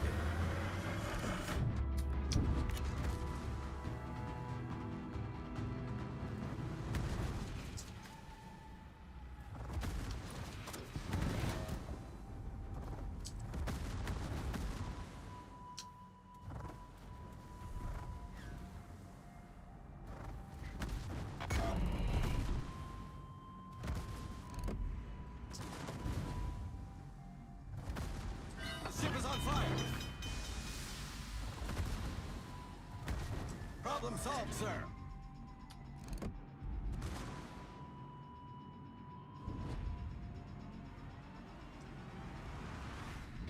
The team's very vulnerable to a lot of damage.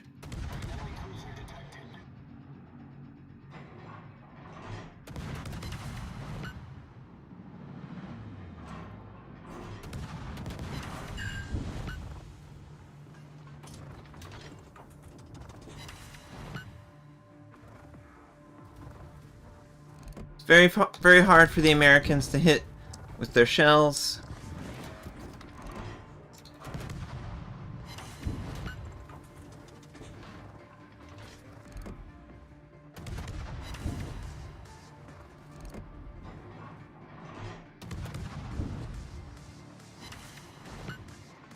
Can barely see these shells in flight, which is annoying.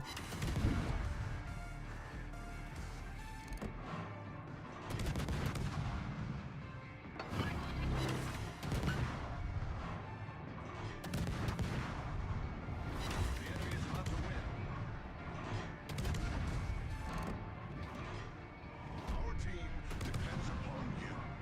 Yeah. Well, looky there. Everyone's dead except me. Definitely rusty at these different playstyles. The game has changed, so, you know, you gotta, like, get used to it. He is clearly aware of how to lead the target, so he's leading me extremely far in advance.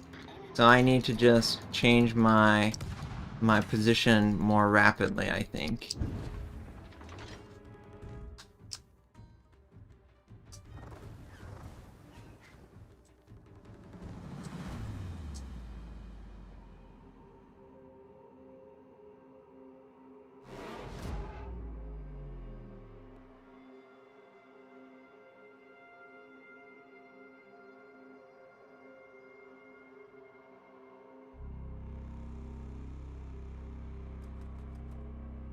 And you know, I might choose to take radiolocation. I don't know.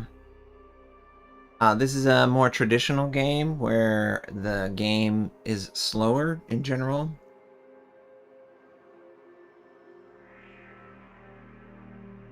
If I had radiolocation, I might, you know, be able to go hunt a submarine, for example. Know that tactically it would be in a closer position. As this game is, you know, it's just going to end with me not being able to do anything in this situation. So I don't know. I don't know. Honestly, I don't know as a destroyer captain if radiolocation is something I should take more frequently than not. I don't know. I don't know.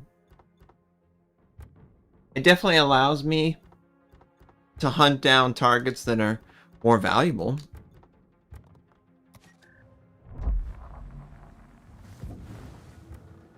And I guess in this example, this is a good opportunity to explore that. So let's just drop that. Let me take the traditional skills that I always take. And then I'm going to take Adrenaline Rush. Now, here's a good question. Do we take Main Battery A, Gunfire Range? It has good gun velocity, as you could see. Or do I enhance it with Gun Reload? And Grease the Gears. Is Gun Reload and Grease the Gears better for me as a player than taking the gun range? That's a question. That is a great question. And also think about this: Main Battery Reload. They don't recommend it. I mean, Superintendent. They don't recommend it, but Superintendent allows me to effectively have speed boost for the entire game, and then I get an extra charge of Main Battery Reload. I don't know. I don't know if it's better to have 5% faster reload, which would then place... And I love that they added this where it shows the example. So 0.3 seconds. So if I was to do calculations, 0.3 seconds off of, what, 6.2? 6.2 divided by 0.3. That would mean for every 20 point... let's go, for every 21 shells fired, I get an extra shell. If I was doing every 20 shells fired, that would put me at... that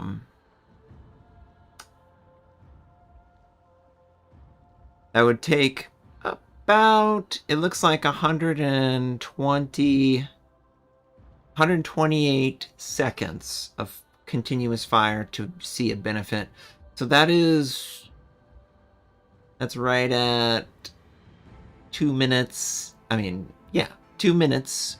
So every 2 minutes I would get another shell fire. That's a really minor thing, you know, versus main battery reload, an extra main battery reload, that could literally get me an extra kill on a target. Well, and in the chat, someone says, I love radiolocation on stealthy DDs. Honestly, it's great for any DD, but yeah, on stealthy DDs, you can obviously sail up to the target and you can see them even better. Now, if I was, not maneuvering actively, preventive maintenance would probably be more valuable, but I feel like because I actively maneuver, I probably am going to take Superintendent, if I'm being honest. I would rather take Superintendent and have these, and this is a little bit closer to like my traditional or universal destroyer build that I used to play. Incoming fire alert, last stand, survivability expert, concealment, superintendent, adrenaline rush, radiolocation, and then the extra point wherever I go. In this example, grease the gears, but you can choose. So yeah, I think that there is some merit to a universal playstyle that all destroyers must do. All destroyers must contest the capture. All destroyers must consider the opposing destroyers. And if you can knock out the enemy destroyers, you effectively can run riot on the enemy ships. I can convert from playing a gun focus, gun range, to a torpedo focus against battleships and cruisers that are actively moving towards an objective or towards me, and I can effectively drop off and stealth away. So there's a lot of variety and play style that you can customize in each destroyer that can further enhance how you play it for yourself. And I really love that about this type of game. World of Warcraft is also similar, where you can customize the type of play even inside of the character or unique ship for this example. So it's really rewarding in that way. In this game, we've got 5 battleships, 4 cruisers, 2 destroyers, and 1 submarine. So, if we can knock out the 3 enemy surface ships, or the 3 enemy ships that are most like ourselves, the submarine and the 2 destroyers, we can harass enemy cruisers and battleships. We can keep them spotted, and we can send torpedoes aggressively towards their position and force them to tactically, maneuver. So once again, Kleber, once again, main battery reload, speed boost, that sort of thing. I like just using speed boost aggressively. Yes, another comment in the chat, they say that radiolocation is great for avoiding being spotted, and I agree, and it's also great for hunting down enemy submarines, which is also true. Enemy submarines will be at radio depth when they are on the surface or at periscope depth, and pretty much every submarine wants to play at these depths. So you're effectively countering every submarine in some way. Every time they pop up to these depths, and they do have to return to surface to recharge their batteries, you will see them. They will be heard. You can then say, hey, there's something over here. There's there's some enemy that is closer here or closer there. And that's, oh god, here he comes. I'm gonna stop and start real fast. Looks like the enemy submarine was actually here. So this is the sub.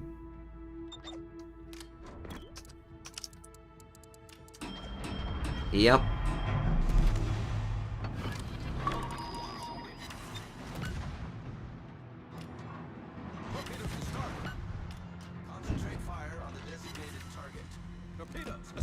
I'm not sticking around to wait that out. I don't really care.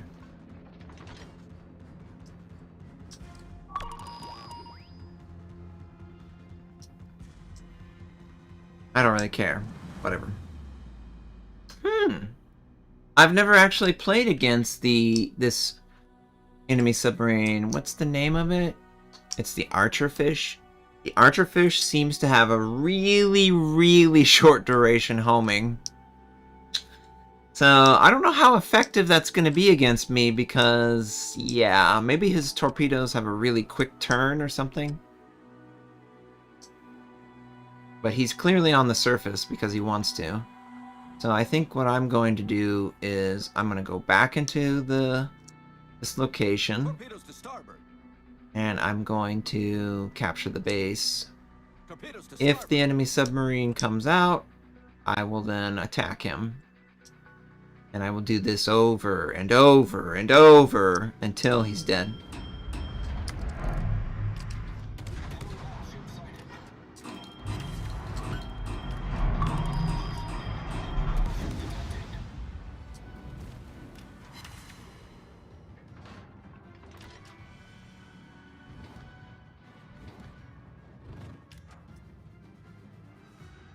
I will not obviously capture this base because that's not going to happen in the time for people.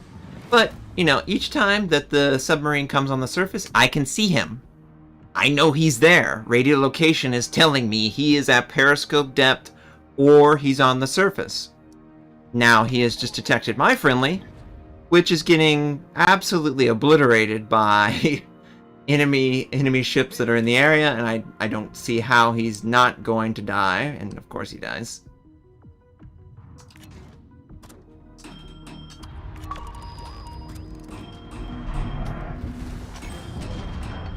Really nice, Mecklenburg.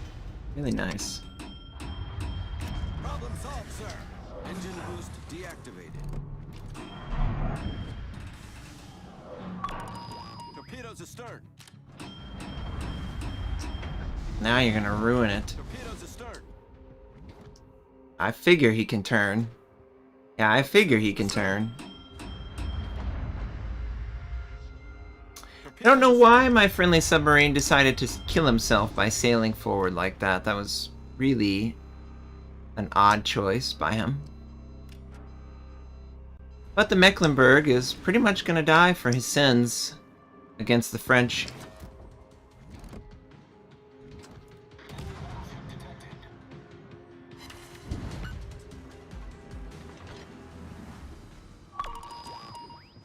Such an interesting Torpedoes, get thing. ahead. Huh. Interesting. He's done a really good job of baiting me to take damage.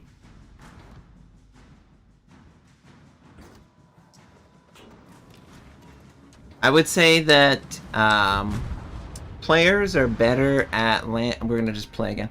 Players are better at landing shells against French DDs than I remember them. I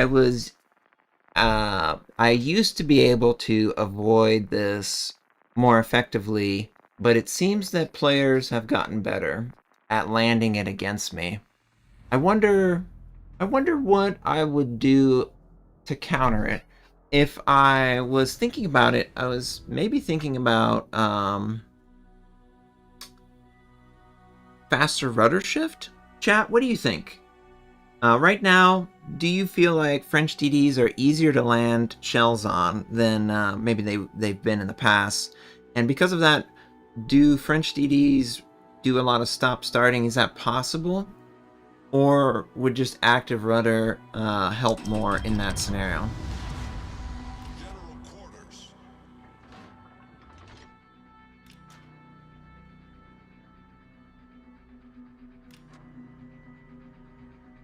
Let me see. I'm just trying to see the time. 2:14. Okay. 45-minute timer. 45 minutes. Counting down.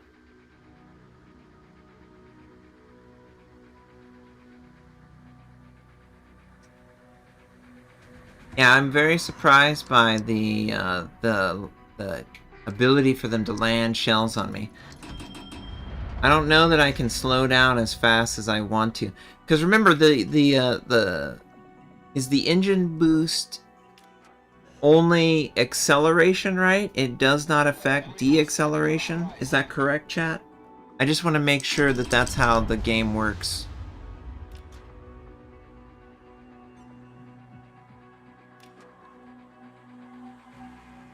Still tougher than before? Okay, okay. I'm just really surprised by how consistently they are at landing against my DD. This used to not be something that I had to consider in the past because they just weren't landing their shells as effectively as they seemingly are now.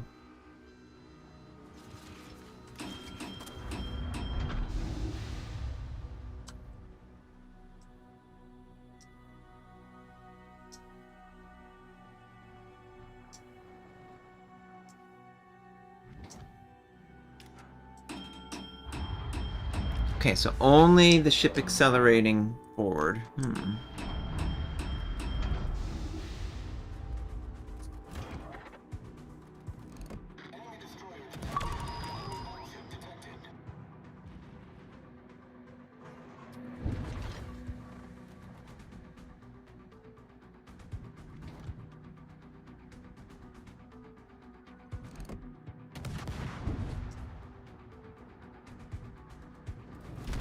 Even the Montana's hitting these shells. What the heck is going on? Oh my god. Montana has, like, traditionally the slowest shells in the game. So the fact that he's landing it definitely tells me that there's, some, use happening here.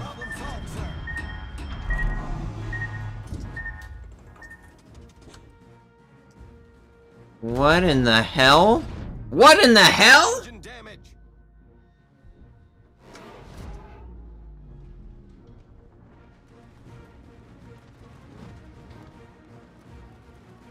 He just hit like 4 shells on me. From like 18 kilometers. Like it was nothing.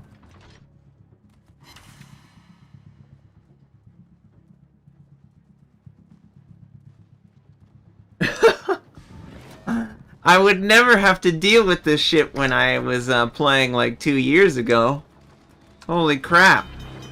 Okay, so yeah, I don't know that I could necessarily rely on the acceleration aspect.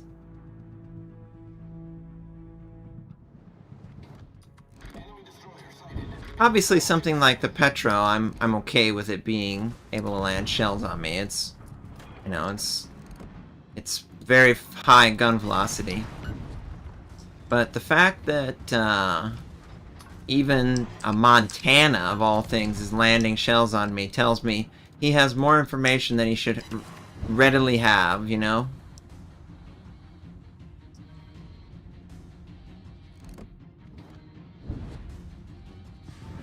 And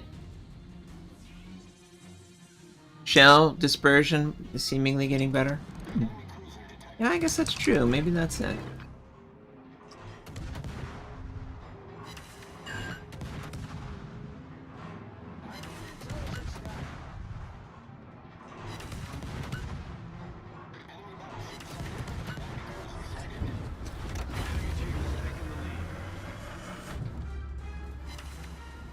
Engine boost activated.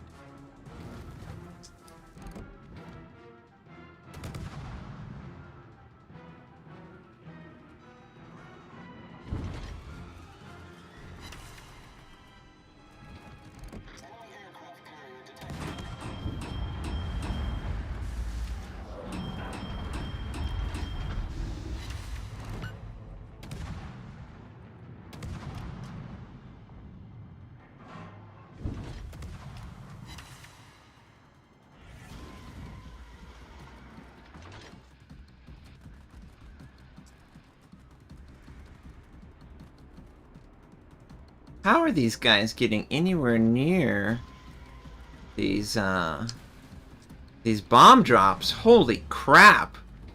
These airstrikes are so precise. Don't they have like a 12-second don't they have a 12-second lead in for the airstrike. How is he getting that close to a French DD?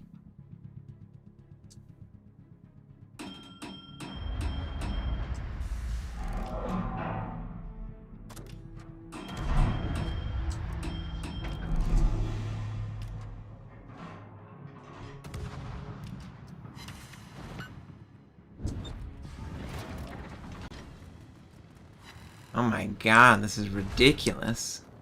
I feel like if I'm not, like, actively going ham, he's gonna land. Okay, so we captured the base, that's good.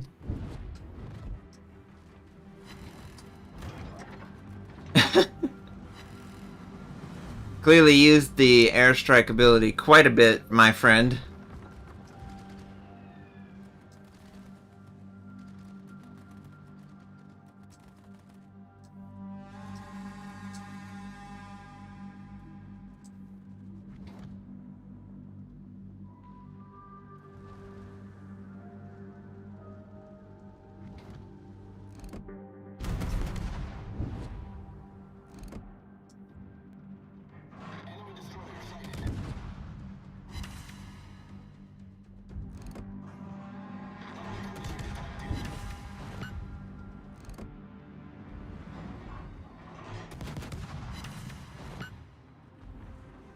The ship is on fire.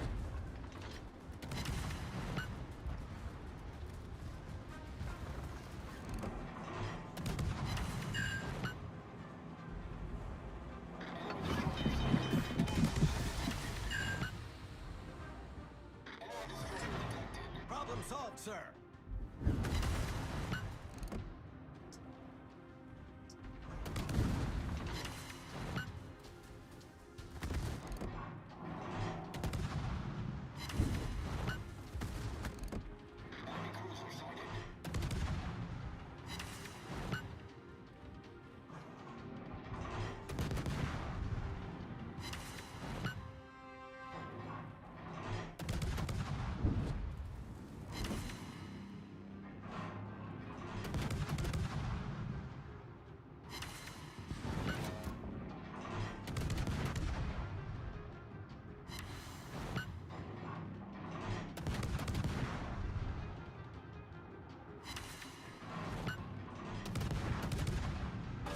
Engine boost deactivated.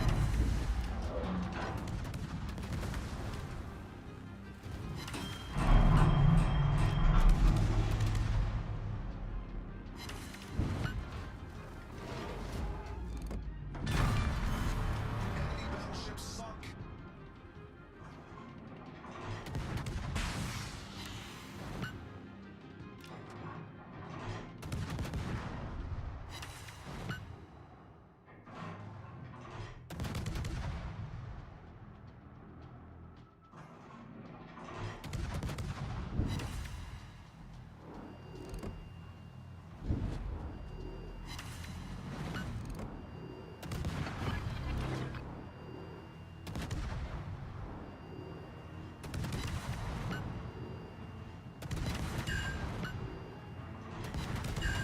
The ship is on fire.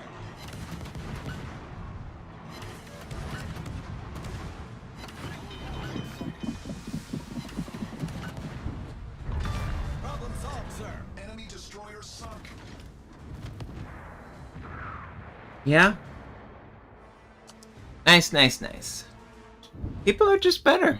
They just are better. I don't think that I want acceleration then. Because the acceleration doesn't really help me actively dodge against that type of play. Nah.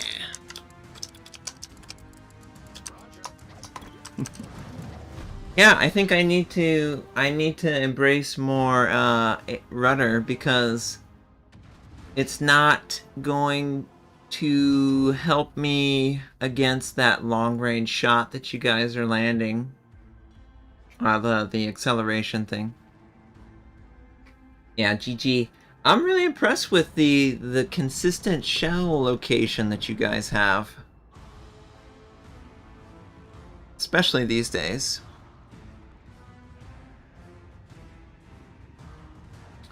See, this is the fun thing about the game, is the game evolves, and then you have to evolve your tactics against where the game ultimately is sitting. It seems that players generally are better at landing shells on moving targets for one reason or another, and because of that, you have to adopt a more actively avoidance playstyle. Otherwise, you won't be able to avoid the damage. Yeah, your airstrikes, you land your airstrikes pretty good. Pretty good airstrikes. Let's see. Petra's gonna die, but not before he kills him too. Okay.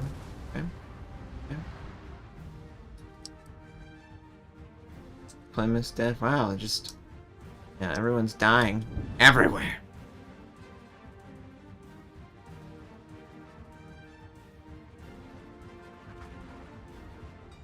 I believe my team's gonna lose this. Okay, so we're gonna exit the game. And then I want to further adjust my play to deal with what is seemingly occurring. And it seems that everyone is really good at landing shells. Generally. So I'm going to counter their effective play with more active dodging in the moment. This will not help me, play around an island, for example, but what this will do is it'll allow me to deal with shells actively coming in constantly. Let me just make sure it's the right rudder. Yeah, okay. For me, I think that incoming shell fire is really good at countering good players. It doesn't matter against bad players, because bad players are going to miss completely. But against good players, active dodging is necessary in an environment that seems to be this skillful. And it does seem that just generally everyone is better at landing shells. And maybe that's why the games happen so quickly. Whenever you're considering, what is... one of the things that I think a destroyer player needs to do is critically look at what part of the game they are vulnerable to and see if they can enhance their play so that they're less vulnerable to that. For me, it seems like players are able to land shells at 16, 17, and 18 kilometers, where they weren't able to do that 2 years ago against French. I could easily sail around you guys, and most of you would never hit anything in the similar situation. But now, it seems like it's reversed. Now, most players can land those shells consistently. And, yeah, that's really impressive. I enjoy the challenge of trying to build around the game as it is now. So, yeah, my acceleration's going to be a little bit slower to get going, but my rudder is going to be so much faster. Like, it's just so much faster. So I should be more reliable at medium to long range shell avoidance.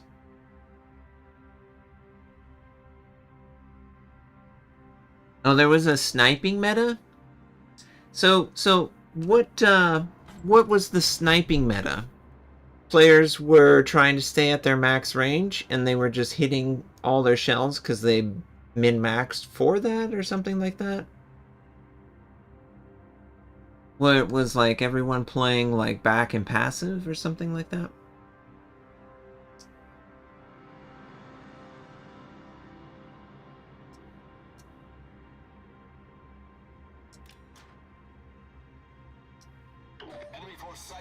You feel like guns... Yeah, I mean, I would say, yeah, the gun velocity seems to have been one of the things that is, what would we call it? It seems that it's been enhanced. I don't really see anything coming out that has slow gun velocity to me. Seems that the slow gun velocity ships are, you know, they've already come out.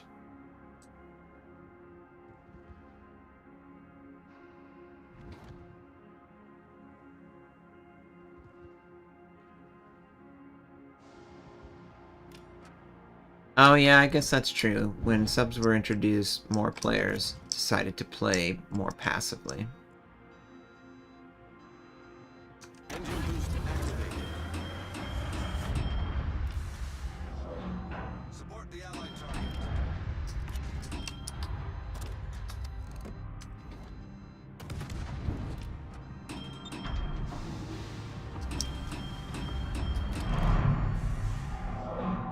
Torpedoes to starboard.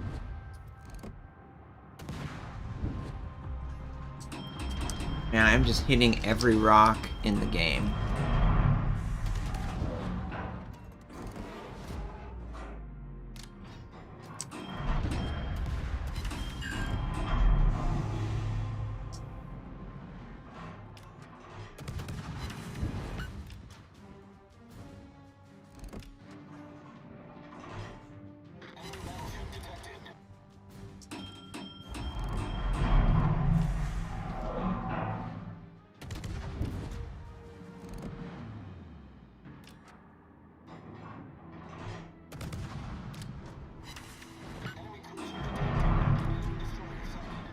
All stations, concentrate fire on the target.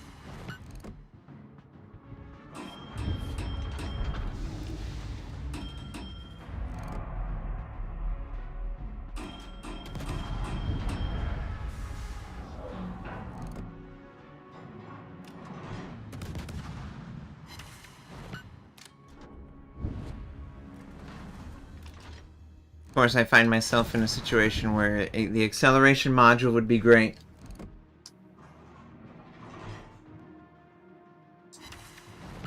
Oh, thank you. Thank you for joining the team. Really appreciate you. Subbing up. Or becoming a member, I guess is what they call that. This is so funny because if I had the acceleration module, it would be so much better for this. But that's okay. That's okay. I'm not bitter. Okay, so we got the Gearing who just decided to kill himself. That's cool with me. Well done, Commander.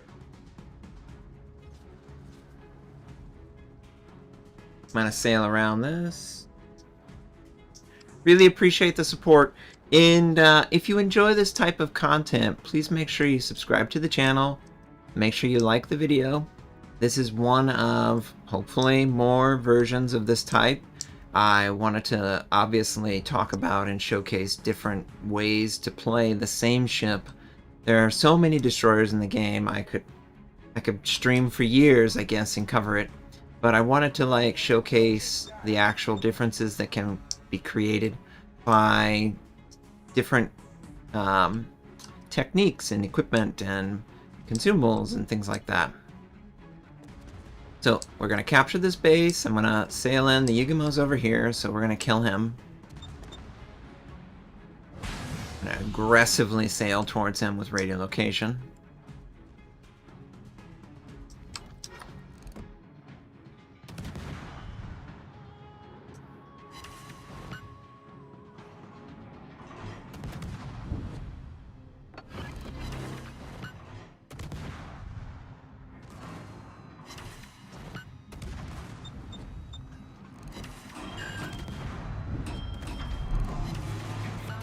Penetration.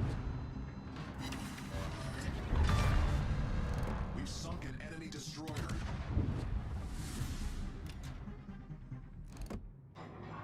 Engine boost deactivated. I believe the enemy submarine is over here. Oh, hello there. All stations, reporting the position of a strategic target. Concentrate fire on Looks like he disconnected or something.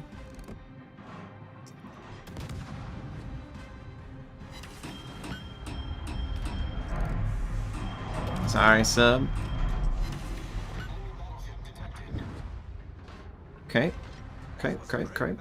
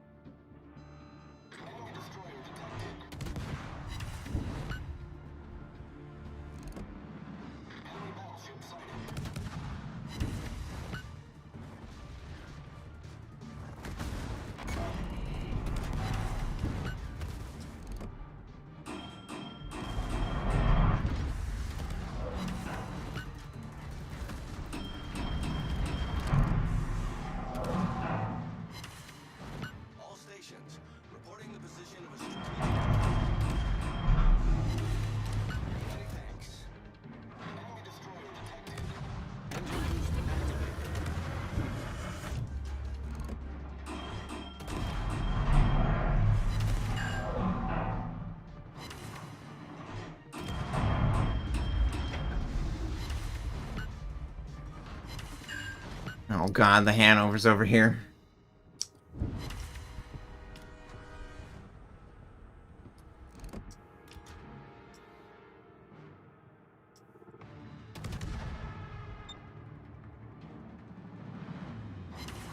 All stations, proceed to capture that area.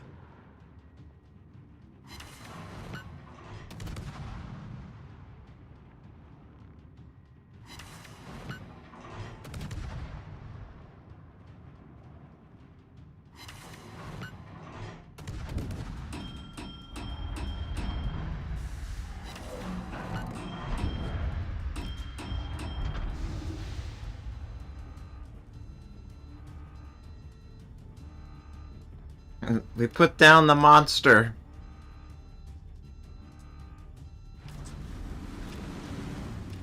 And it's so funny. If I would have had the acceleration, it would have worked so... Because there's so many islands here. It would have worked so much better than this, but that's okay. That's okay.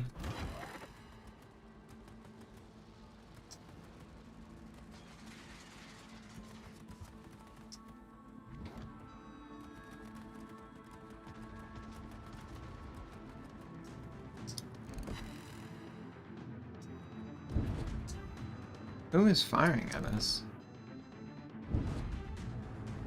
Ah, there he is.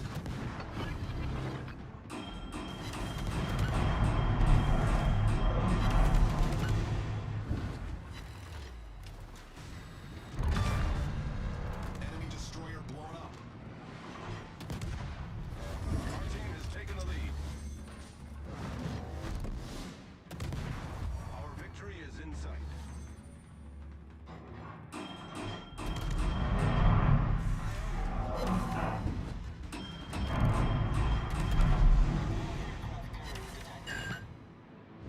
Jeez.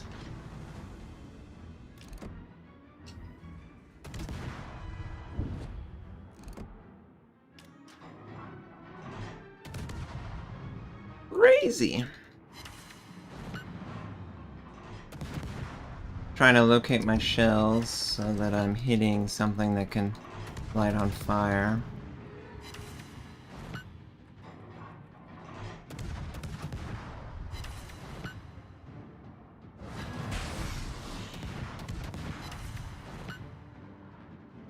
God, I can't get over how fast everything dies in this game now.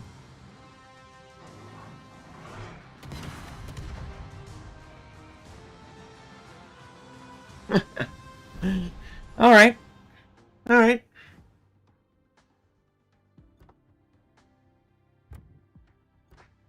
Cool.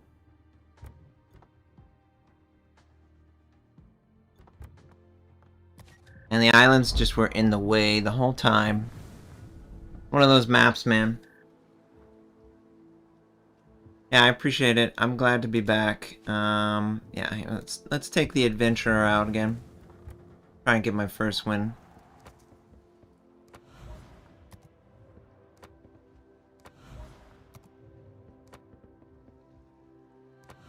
Pitot tubes.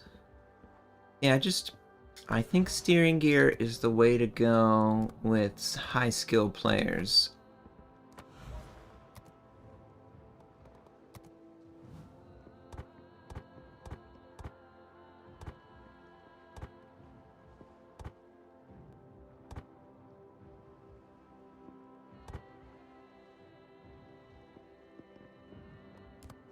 Be the last thing. Oh, turret traverse is horrible on this, yeah. Yeah, we probably need to enhance that.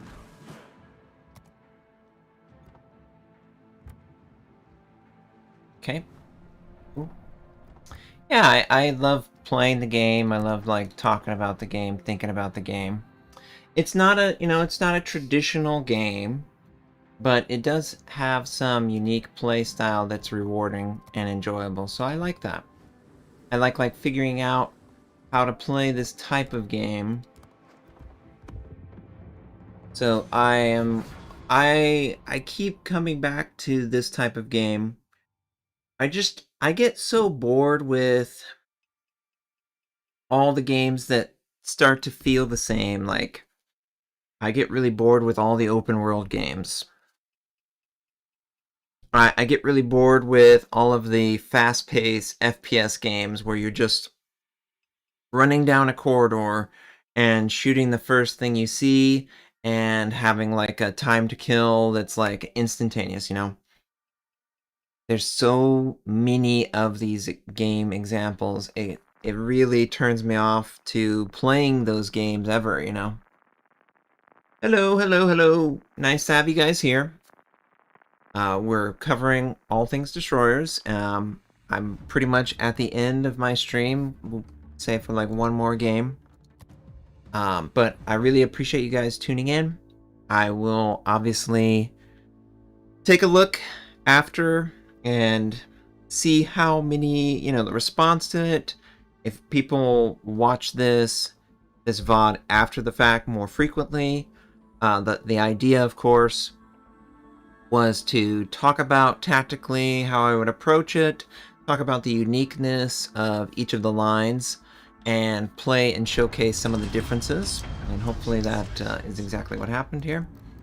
So I am very happy to have you guys here and have the support. Again, if you like this kind of content, please make sure you subscribe to my channel.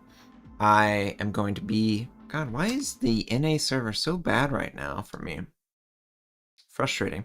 But anyway, this is the type of content that... You know, we're just going to slow this down to data saver.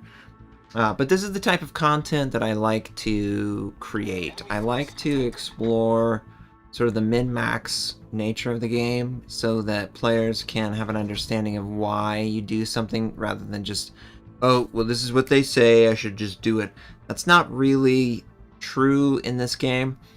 You could argue like a organized game, tactically, you would just choose the most high gun velocity or most radar focus, but if you're actually just playing the game and you're trying to unlock lines, you really can't rely on that because obviously you're unlocking different lines with different traits and different strengths.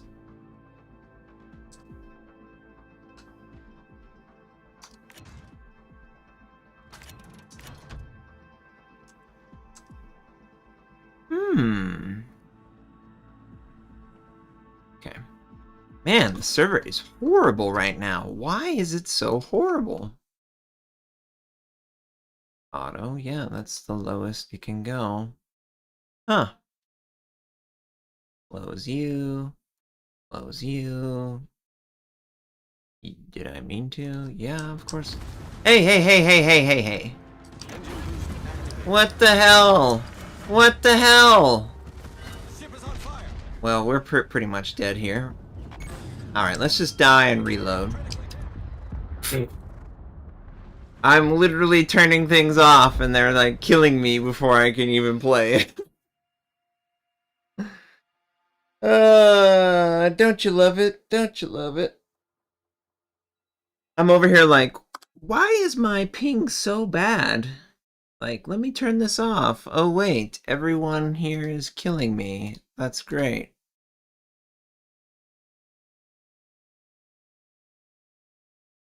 Sorry about that. Okay. But yeah, I love this type of game because it is so different from other game types. It requires different skills. I like the different roles that you can play.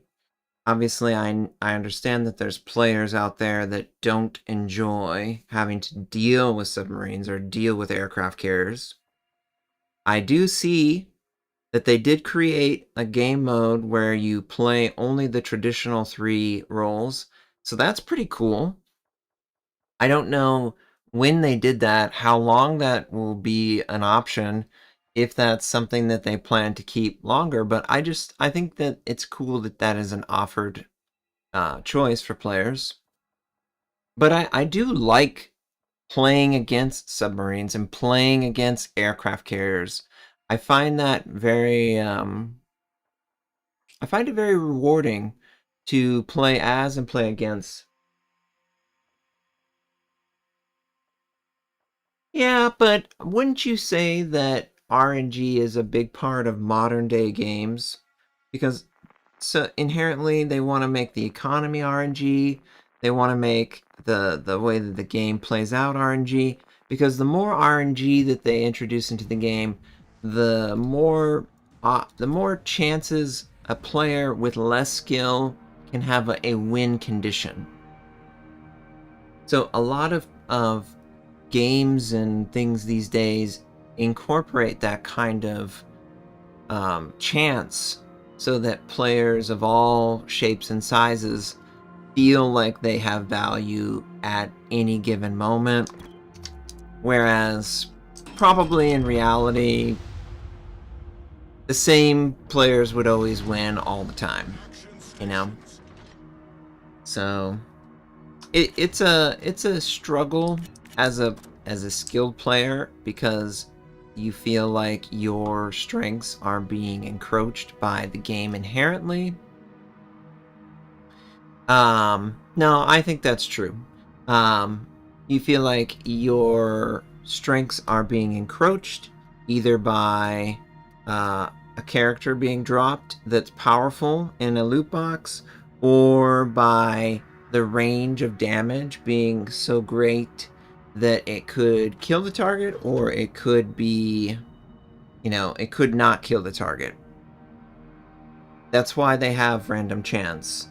If they didn't have random chance, and let's say they just had that chance be baked in damage, because that's the average, then a player would min-max the average to the nth degree, right? Because that would be the highest win condition. That's obviously what players would do, because that's what real people do. So if you were to go towards the win condition, and the win condition was so straightforward, then people would just mimic that win condition to such an extreme that there wouldn't be any room for any other build. WoW had this really, really bad back in the day.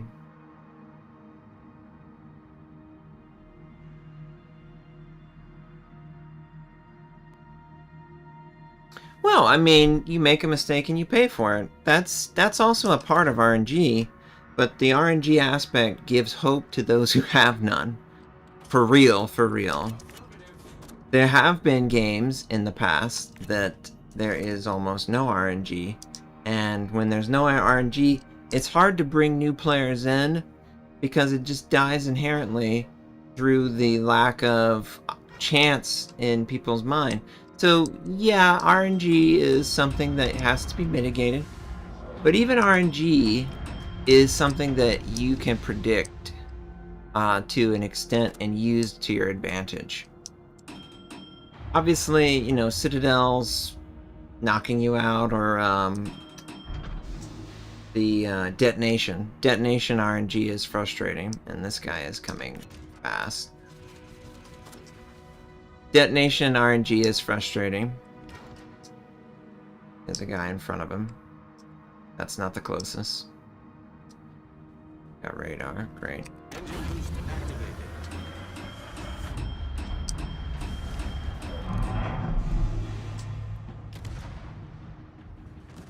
The ship is on fire. RNG kind of gives you another way to work in the scope of the game. Problem solved, sir. The ship is on fire. Man.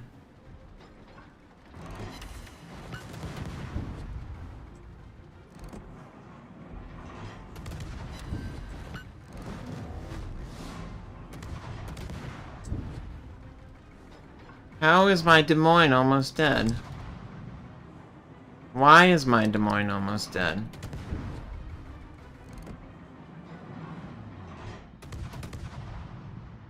I'd say like RNG can be like a complex topic to like consider. What in the hell? Why did the Des Moines die? Such a weird situation there. How does a Des Moines die to like a point blank DD? He was too busy killing the low skill DD, maybe?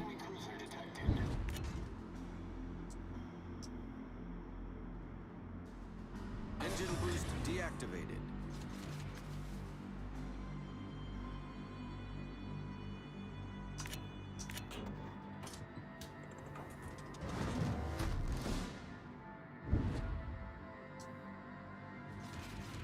I believe he's gonna rotate around this guy, so I'm just gonna sail as if he is.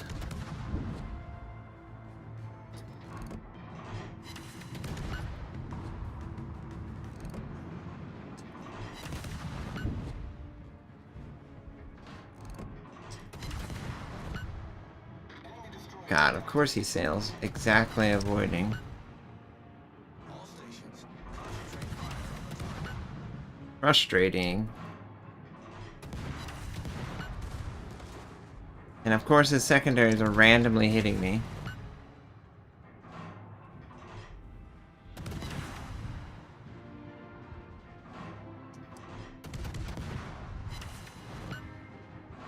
Give me all your fire.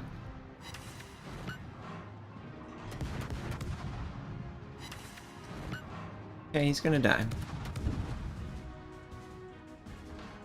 Nice, nice, nice. Okay. You destroyed an enemy battleship. It took her damage early fight. Damn. It sucks. I don't know why the battleship is so far forward. Why do you guys play so crazy? Okay, that DD's dead. That's good. Of course I have an Essex.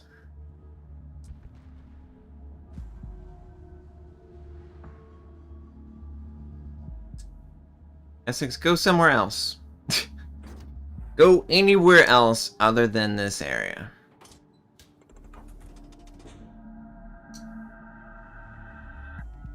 Cleveland? Yeah, that's radar. Okay.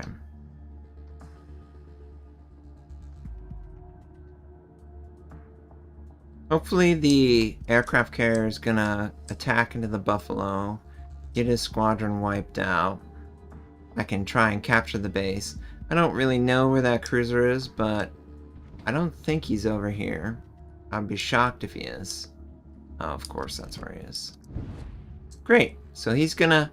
I don't know the range of this radar. Let's see. What is the range of the radar? Will it tell me? No, of course not. I click. Detail ship.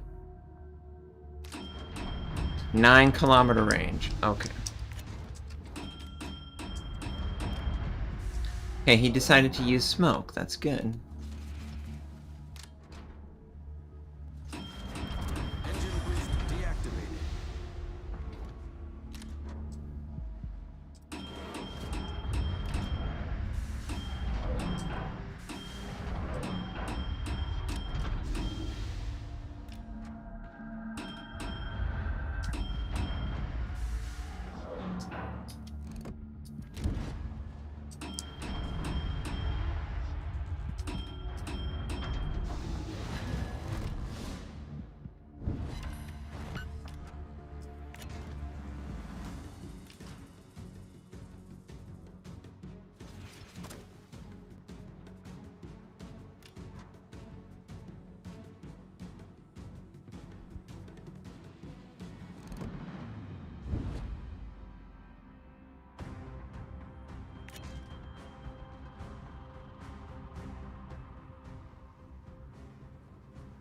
I think he's gonna just be able to knife right through it. Yep.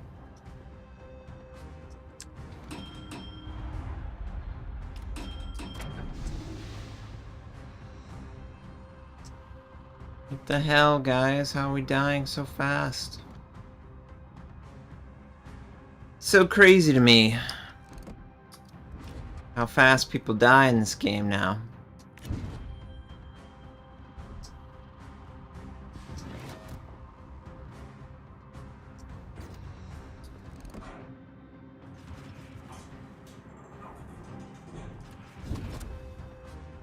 Engine boost activated.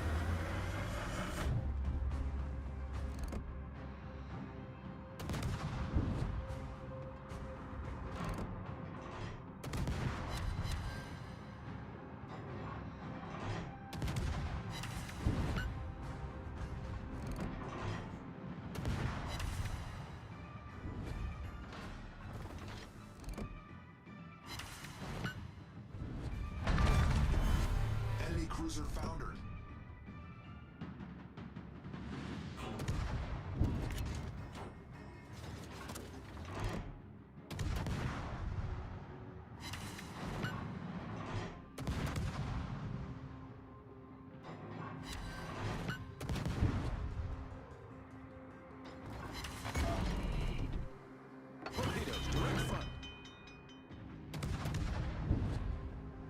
Problem solved, sir.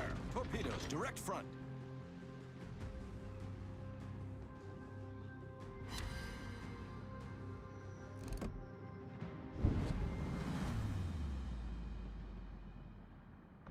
The battleship's over here, man. Okay, so I get to fight this guy. Lovely. Obviously, I'm not gonna fire on you. Engine boost deactivated. Torpedoes astern. Torpedoes astern. Torpedoes astern. Problem solved, sir. Torpedoes to port. Torpedoes astern. Okay, so he went underwater. Torpedoes It's cool with astern. me. We'll fire on his friend and kill his friend.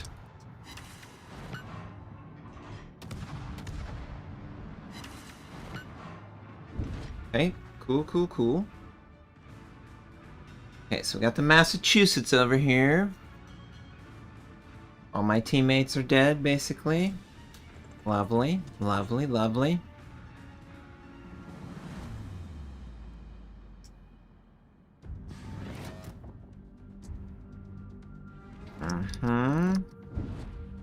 Lovely. There's a guy right here. Probably the cruiser, if I were to guess. Wow, that is a large radius there, friend.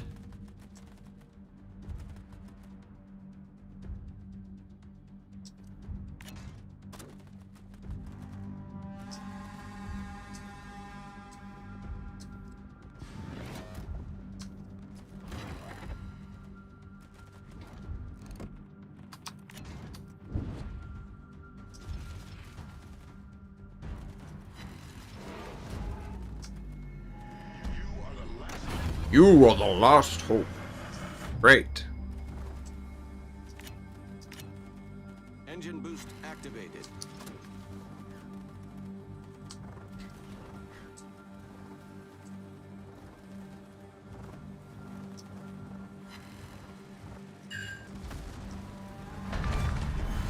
Enemy cruiser sunk.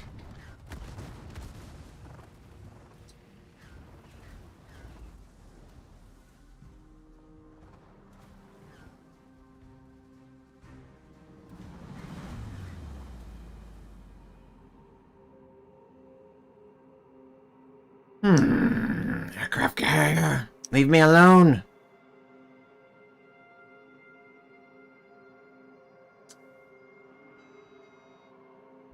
Torpedoes to port. Torpedoes astern. Yes, of course. Torpedoes astern. This. Torpedoes to starboard. Ship is Man. on fire. Torpedoes to starboard. Critical engine damage. Problem solved, sir.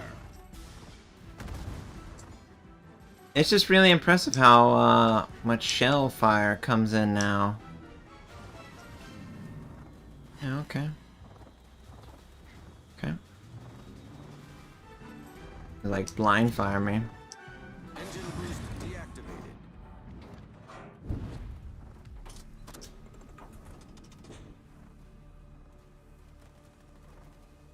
It's nice that the patrol fighter doesn't have that good of detection, but he still can just, on cooldown, pull this. So I can't really counter the air. I don't have enough damage output.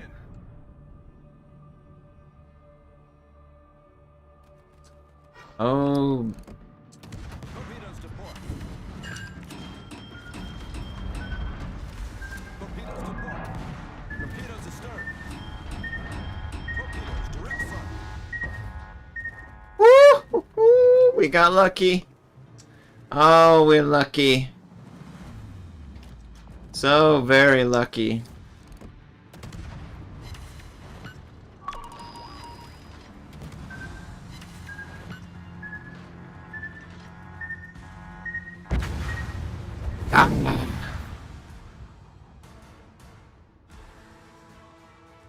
Yeah, they seem like, you know, everyone's just better. But hey, that's okay. I think we played well in that game. All things considered, we got good kills. Yeah, number 1. That's all you can hope for. We were the lowest we were the lowest tier anyway, so I'm happy. I enjoy the French DDs. They seem to have some fun little torpedo mechanics where you go in and go out. So I'm happy about that. Yeah, that first one was definitely a defeat. But anyway, this is the end of this All Destroyer stream. Thank you for tuning in and checking out. Hopefully this will lend itself to players coming and watching it if they want more information on how destroyers work in the game, and you know, the differences between the different lines and tactically how you're supposed to approach the problem. I hope that you guys will subscribe to my YouTube channel, like the video, and continue to support. Obviously, leave in the comments what you think. I missed like 2 years of the game, so I have no idea how everything has evolved or, you know, changed. So I'm just trying to absorb the differences as I go. But thank you so much, guys, for tuning in. I plan to have another stream tomorrow. I don't know if I will continue exploring the different roles one day after another. But I do know that I will eventually have all 5 covered. And that's the plan during stream, is to talk about it, showcase it. Oh, let's see. 1 more kilometer, faster torpedo maximum damage threshold. Oh, okay. That's cool that they push the maximum damage threshold up as well as you enhance the torpedoes. Okay. Don't mind if I do. Yeah, I'll get better torpedoes. That's cool with me. And I can get longer range as well. Cool. But yeah, anyway, thank you again for tuning in. I appreciate it. I will leave you guys with some in-game music, and I will catch you guys on the next one. And yeah, this is going to be me signing off. Notser. See you later. Goodbye, guys. Have a great one. Let's mute that. Let's put this on. Here we go. YouTube. Play you out. There we go.